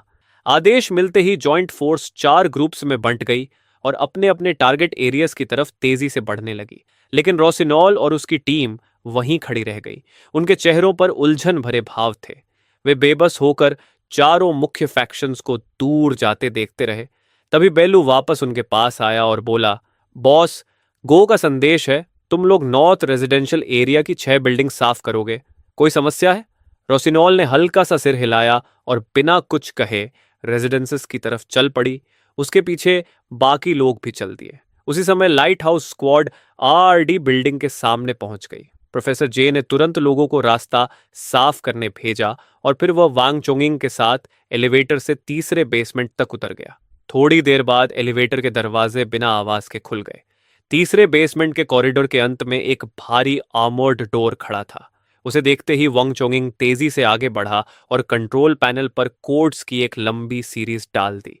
तुरंत एक क्लिक की आवाज आई और भारी लॉक मैकेनिज्म घूमने लगा। आर्मर्ड डोर धीरे धीरे खुल गया और अंदर से ठंडी हवा का झोंका बाहर आया। कमरे के अंदर काले सर्वर रैक्स की लंबी कतारें लगी हुई थीं और अंधेरे में अनगिनत इंडेक्टर लाइट्स चमक रही थीं। टीम तुरंत अंदर घुस गई और सर्वर ढूंढने लगी। थोड़ी ही देर में वांग चोंगिंग उत्साह से चिल्लाया कि उसे मिल गया। उसकी आवाज सुनते ही प्रोफेसर जे तेज कदमों से वहां पहुंचा और कई टेक्नीशियंस तुरंत काम में लग गए। उन्होंने स्टोरेज डिवाइसेस सर्वर पोर्ट में लगाकर डेटा कॉपी करना शुरू कर दिया। कंप्यूटर स्क्रीन पर हरी प्रोग्रेस बार धीरे धीरे आगे बढ़ रही थी। प्रोफेसर जे ने रेडियो से बॉस गो को सूचना दी, लाइट हाउस टारगेट लोकेशन पर पहुंच गया है, डेटा कॉपी में लगभग 40 मिनट लगेंगे।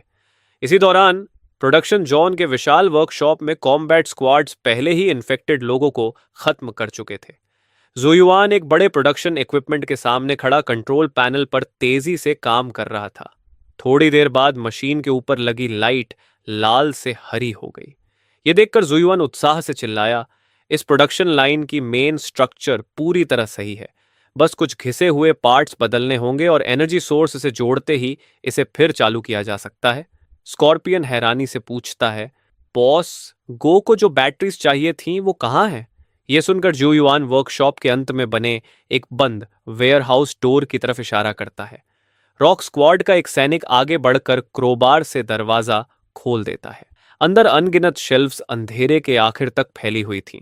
सब लोग हैरान होकर खड़े रह गए क्योंकि शेल्फ्स पर नए नए कार्टन्स बिल्कुल करीने से रखे थे और उन पर साफ साफ थॉर मॉडल 7 का लोगो छपा हुआ था। एक सैनिक आगे बढ़कर चाकू से एक कार्टन खोल देता है और अगले ही पल उसमें से कई ब्रांड न्यू बैटरीज गिर पड़ती हैं। रॉक स्क्वाड के सैनिक खुशी से चिल्ला उठते हैं। जुयुआन भी उत्साह में शेल्फ्स के बीच से गुजरते हुए अपनी टैबलेट से इन्वेंट्री के बारकोड्स स्कैन करने लगता है और कुछ ही देर बाद बोलता है, यहाँ कम से कम 30,000 बैटरीज हैं और हालत भी शानदार है। फेलियर रेट 5% से ज्यादा नहीं है।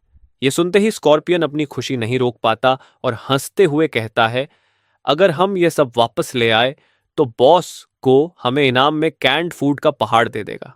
तभी जुयुआन की आवाज फिर से गूंजती है, यहाँ सिर्फ एक प्रोडक्शन लाइन नहीं है, यहाँ 2 पूरी प्रोडक्शन लाइंस मौजूद हैं। ये सुनते ही स्कॉर्पियन जोर से हंस पड़ता है। स्कॉर्पियन तुरंत अपनी रेडियो उठाकर रिपोर्ट करता है, बॉस गो जोन वेयरहाउस में 30,000 सही हालत वाली बैटरीज मिली हैं और 2 पूरी प्रोडक्शन लाइंस भी मिली हैं। उसी समय सुपर 80 के अंदर तुम अब भी कैंप बेड से टिके बैठे हो और रेडियो पर लगातार अच्छी खबरें आ रही हैं। हाइव ने सभी ऊंचे पॉइंट्स पर कंट्रोल ले लिया है और कहीं भी दुश्मन की बड़ी एक्टिविटी नहीं दिख रही। नॉर्थ सेक्टर का डॉर्मेटरी भी पूरी तरह साफ कर दिया गया है। लेकिन इन सब के बावजूद तुम्हारे चेहरे के भाव बिल्कुल नहीं बदलते। तुम अपने साइकिक पावर से शेल्फ पर रखी एक सोडा कैन उठाते हो और आराम से पीते हुए संतोष से मुस्कुराते हो। थोड़ी देर बाद डेटा कॉपी भी पूरी हो जाती है और सारी बैटरीज भी पैक कर दी जाती है। फिर चारों टीम्स गेट के सामने इकट्ठा होती हैं। उसी समय स्कॉर्पियन के दिल में एक अजीब सी बेचैनी उठती है। उसे नहीं पता कि तुम विक्ट्री पार्टी में आना स्वीकार करोगे या नहीं, बल्कि उसे यह डर भी सताता है कि कहीं तुम इस आइडिया के लिए उससे नाराज न हो जाओ। यह सोचकर ही उसकी रीढ़ में ठंडी सिहरन दौड़ जाती है। कुछ देर बाद पूरी सेना वापस सुपरटे के सामने आ जाती है। चारों तरफ एक अजीब सा सन्नाटा छा जाता है और सबकी निगाहें नीचे गिरे हुए आयरन शटर पर टिक जाती हैं। अगले ही पल शटर धीरे धीरे ऊपर उठता है और तुम शांत चेहरे के साथ बाहर आते हो। तुम्हारी नजर सीधे स्कॉर्पियन पर टिक जाती है। तुम कहते हो, स्कॉर्पियन, सुना है तुम विक्ट्री पार्टी करना चाहते थे, सही है? ये सुनते ही स्कॉर्पियन का दिल जोर से धड़कने लगता है और उसके माथे पर ठंडे पसीने की बूंदें आ जाती हैं। वह घबरा कर कहता है, बॉस गो, ये आइडिया मेरा था, मैं। लेकिन तुम अचानक उसे बीच में रोक देते हो और कहते हो, यह अच्छा आइडिया है। फिर तुम अपना हाथ उठाकर हल्के से घुमाते हो और अगले ही पल स्क्वायर के बीचों बीच मांस का एक विशाल पहाड़ प्रकट हो जाता है। पोर्क, बीफ, सॉसेजेस, हर तरह का मीट मौजूद है। उसके तुरंत बाद अनगिनत हरी सब्जियां और आलू भी अचानक प्रकट हो जाते हैं। साथ ही सैकड़ों क्रेट्स ठंडी बियर के भी दिखाई देने लगते हैं। ये देखकर पूरे स्क्वायर में बस लोगों के निगलने की आवाज सुनाई देने लगती है। फिर तुम्हारी आवाज दोबारा गूंजती है, क्या इंतजार कर रहे हो? आज रात सबको मांस मिलेगा। तुम्हारे शब्द खत्म होते ही कुछ पल के लिए पूरा मैदान शांत हो जाता है और फिर अचानक आसमान चीरती हुई जोरदार चीयर्स गूंज उठती है। सैनिक खुद को रोक नहीं पाते और मांस के पहाड़ की ओर दौड़ पड़ते हैं। थोड़ी ही देर में पंची के योद्धा बारबेक्यू ग्रिल्स लगा देते हैं और कोयला जलाने लगते हैं। आग के लोग सब्जियां धोने लगते हैं, जबकि हाइव के रेड मंकीज आसपास फैलकर फीस्ट की सुरक्षा संभाल लेते हैं। कुछ ही देर में पूरे स्क्वायर में ग्रिल्ड मीट की खुशबू फैल जाती है और सब लोग ऐसे मीट और बियर का मजा लेते हैं जैसे दुनिया में कभी अपोक्लिप्स हुआ ही ना हो। यंग भीड़ से अलग खड़ा तुम्हें देख रहा होता है, जबकि तुम शांत होकर पूरा दृश्य देख रहे होते हो। उसी पल उसे अचानक समझ में आता है कि तुम जो दे रहे हो वह न तो अपमान है और न दया, बल्कि एक चुनाव है। या तो अकेला भेड़िया बनकर ठंडे बचे खुचे टुकड़ों के लिए लड़ते रहो, या लायन किंग के सामने झुककर उसके दिए हुए फीस्ट का हिस्सा बनो। तुम दरवाजे के फ्रेम से टिके सोडा पी रहे होते हो कि तभी स्कॉर्पियन उत्साह से लाल चेहरा लिए दौड़ता हुआ आता है और सम्मान से झुककर कहता है, बॉस गो, आज से पंछी हमेशा आपका सबसे वफादार अली रहेगा। स्कॉर्पियन की जान भी आपकी है। तुम कुछ नहीं कहते, बस खाली कैन को हाथ में मसलकर लगभग 10 मीटर दूर रखे कूड़ेदान में फेंक देते हो और शांत आवाज में कहते हो, जब तक तुम आदेश मानोगे हर भोजन में मांस मिलेगा। इतना कहकर तुम मुड़ते हो और सुपरेटे की छाया में वापस चले जाते हो। ये एक वाक्य वहां मौजूद हर इंसान के लिए जबरदस्त जोश भरने वाला बन जाता है और तुम्हारा प्रभाव पूरे स्क्वायर पर छा जाता है। पार्टी चलती रहती है। बेल्लू, वांगफेंग और प्रोफेसर जे एक अस्थाई मेज के पास बैठे होते हैं और उन्हें साफ पता होता है कि आज से रूइंस के नियम बदल चुके हैं। काफी देर बाद आग की लपटें धीरे धीरे बुझ जाती हैं और मांस का पहाड़ पूरी तरह खा लिया जाता है। उसी समय आयरन शटर बिना आवाज के फिर से उठता है और तुम दोबारा बाहर आते हो। सबकी निगाहें तुरंत तुम पर टिक जाती हैं। तुम बस हाथ उठाते हो और अगले ही पल स्क्वायर में अचानक भोजन का एक विशाल ढेर प्रकट हो जाता है। इसमें कंप्रेस्ड बिस्किट्स, विलेज राइस ही नहीं बल्कि अनगिनत कैंड मीट, सप्लाईज और सिगरेट्स भी करीने से रखे होते हैं। साथ ही पानी के भंडार भी होते हैं। तुम शांत आवाज में कहते हो, इसका एक हिस्सा चारों बड़ी फैक्शंस के साथ तय इनाम है और बाकी उन सबको मिलेगा जिन्होंने लड़ाई में हिस्सा लिया। पार्टाई युद्ध में किए गए काम के अनुसार होगी। हर कोई अपनी हिस्सेदारी ले सकता है। पेलू इसका प्रबंध करेगा, एक्सेल उसकी मदद करेगा। इतना कहकर तुम फिर से मुड़कर सुपरेट के अंदर चले जाते हो। मैदान में फिर से जोरदार चीयर्स गूंज उठती है और बेलू आगे बढ़कर युद्ध के रिकॉर्ड के अनुसार इनाम बांटना शुरू करता है। पूरा प्रोसेस बेहद व्यवस्थित तरीके से चलता है। अब हर किसी को समझ आ चुका है कि पुराना युग खत्म हो गया है और अब इन रूइंस में सिर्फ एक ही नियम चलेगा, तुम्हारा। थोड़ी देर बाद सप्लाईज का वितरण खत्म हो जाता है और एक एक करके कॉन्वॉयज इंजन्स स्टार्ट करके स्क्वायर छोड़ने लगते हैं। कुछ समय बाद वहां सिर्फ हड्डियों और खाली बॉटल्स का ढेर रह जाता है और बीच स्क्वायर में सिर्फ यिंग और बाकी अवेकेंड खड़े रह जाते हैं। उसी पल उन्हें पूरी तरह समझ आ जाता है कि तुम ही उनका एकमात्र रास्ता हो। ये देखकर तुम लापरवाही से हाथ हिलाते हो और अगले ही पल दर्जनों क्रेट्स इंस्टेंट नूडल्स और कैंड फूड के अचानक प्रकट हो जाते हैं। तुम कहते हो, ये तुम्हारा इनाम है, इसे लो और जा सकते हो।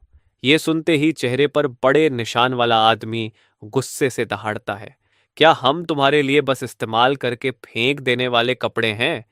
क्या तुम सोचते हो कि एक खाना देकर हमें खरीद लोगे? उसके पीछे खड़े लोग भी तुरंत बेचैन होने लगते हैं, लेकिन यिंग नहीं हिलता। वह 2 कदम आगे बढ़ता है, सिर उठाकर तुम्हारी आंखों में सीधे देखता है और कहता है, हम यहां रहना चाहते हैं और आपके लिए काम करना चाहते हैं। टेक्नोलॉजी पार्क अभी पूरी तरह खाली है। जल्द ही रुइंस के लुटेरे उस पर टूट पड़ेंगे। अगर उसे बचाने वाला कोई नहीं होगा तो सारी मशीनें और सप्लाईज एक दिन में लूट ली जाएंगी। चारों बड़ी फैक्शंस के लोग आराम करने जा चुके हैं और वे जल्दी वापस नहीं आएंगे। अभी तुरंत वहां जाकर उसकी रक्षा करने वाले सिर्फ हम ही हैं।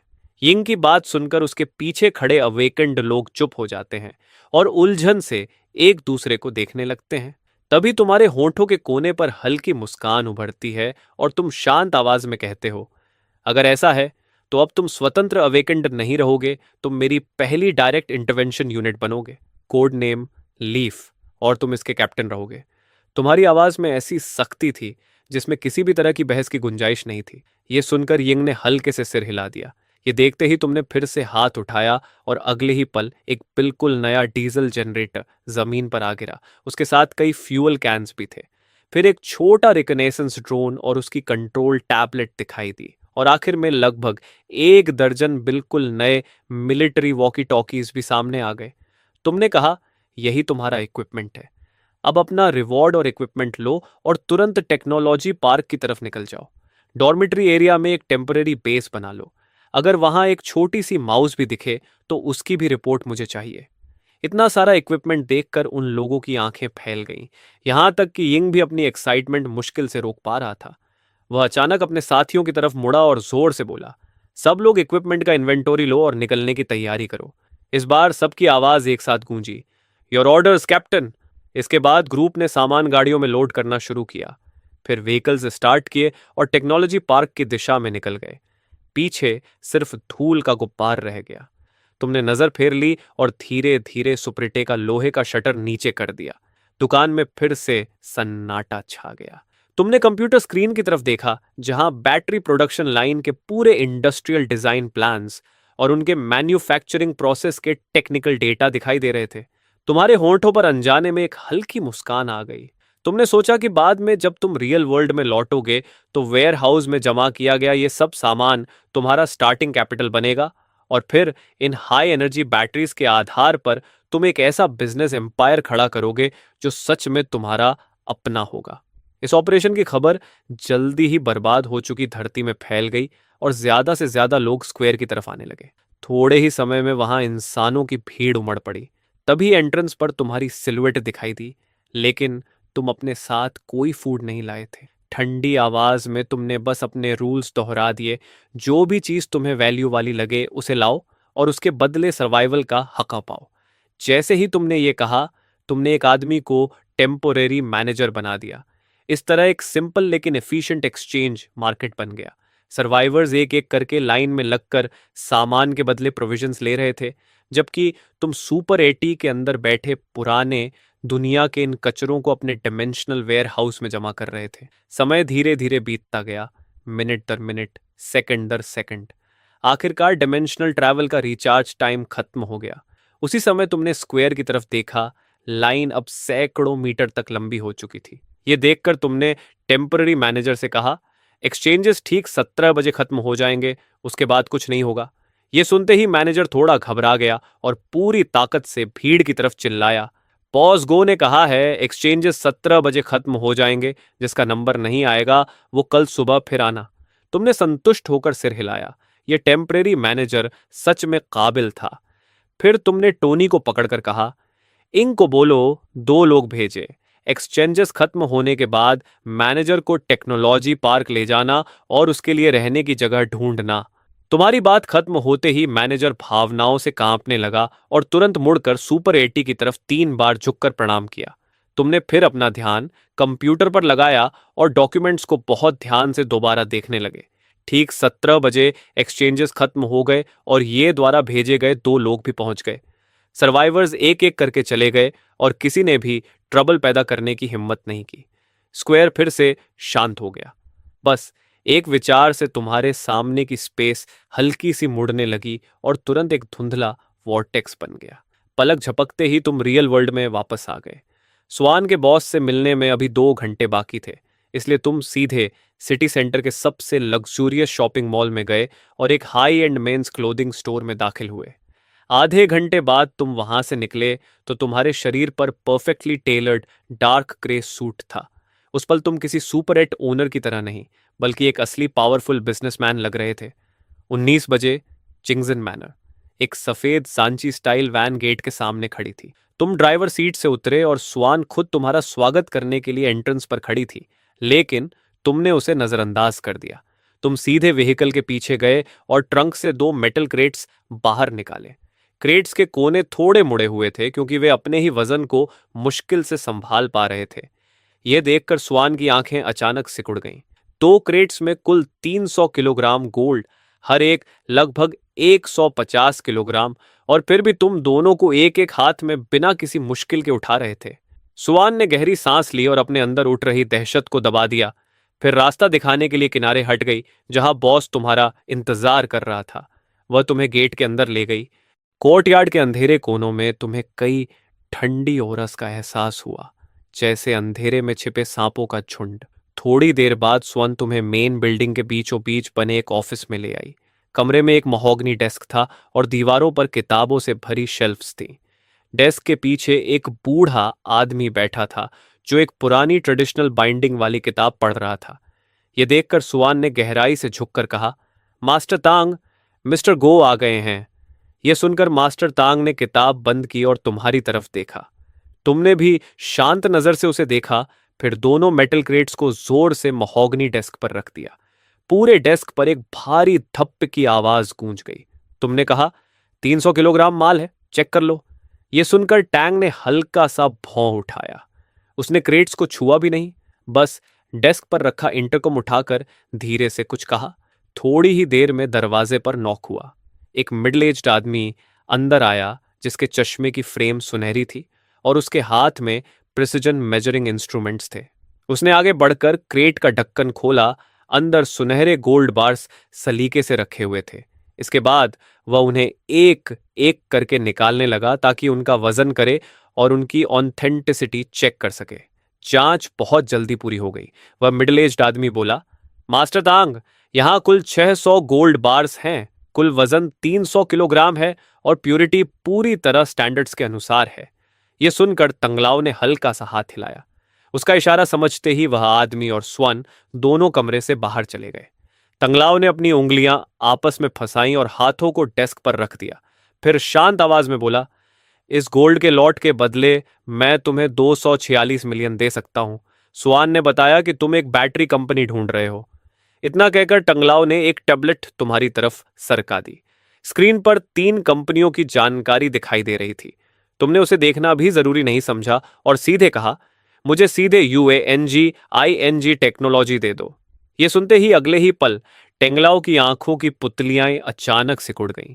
यूएंगिंग टेक्नोलॉजी के पास फैक्ट्री और एक बैटरी प्रोडक्शन लाइन के अलावा कोई खास वैल्यू नहीं थी, और वह भी शहर के बाहरी इलाके में स्थित थी। साफ था कि तुम्हें बस एक लीगल शेल कंपनी की जरूरत थी। तंगलाव ने इस बारे में और कुछ नहीं कहा। उसने तुरंत फोन उठाया और लीगल डिपार्टमेंट को डॉक्यूमेंट्स तैयार करने का आदेश दे दिया।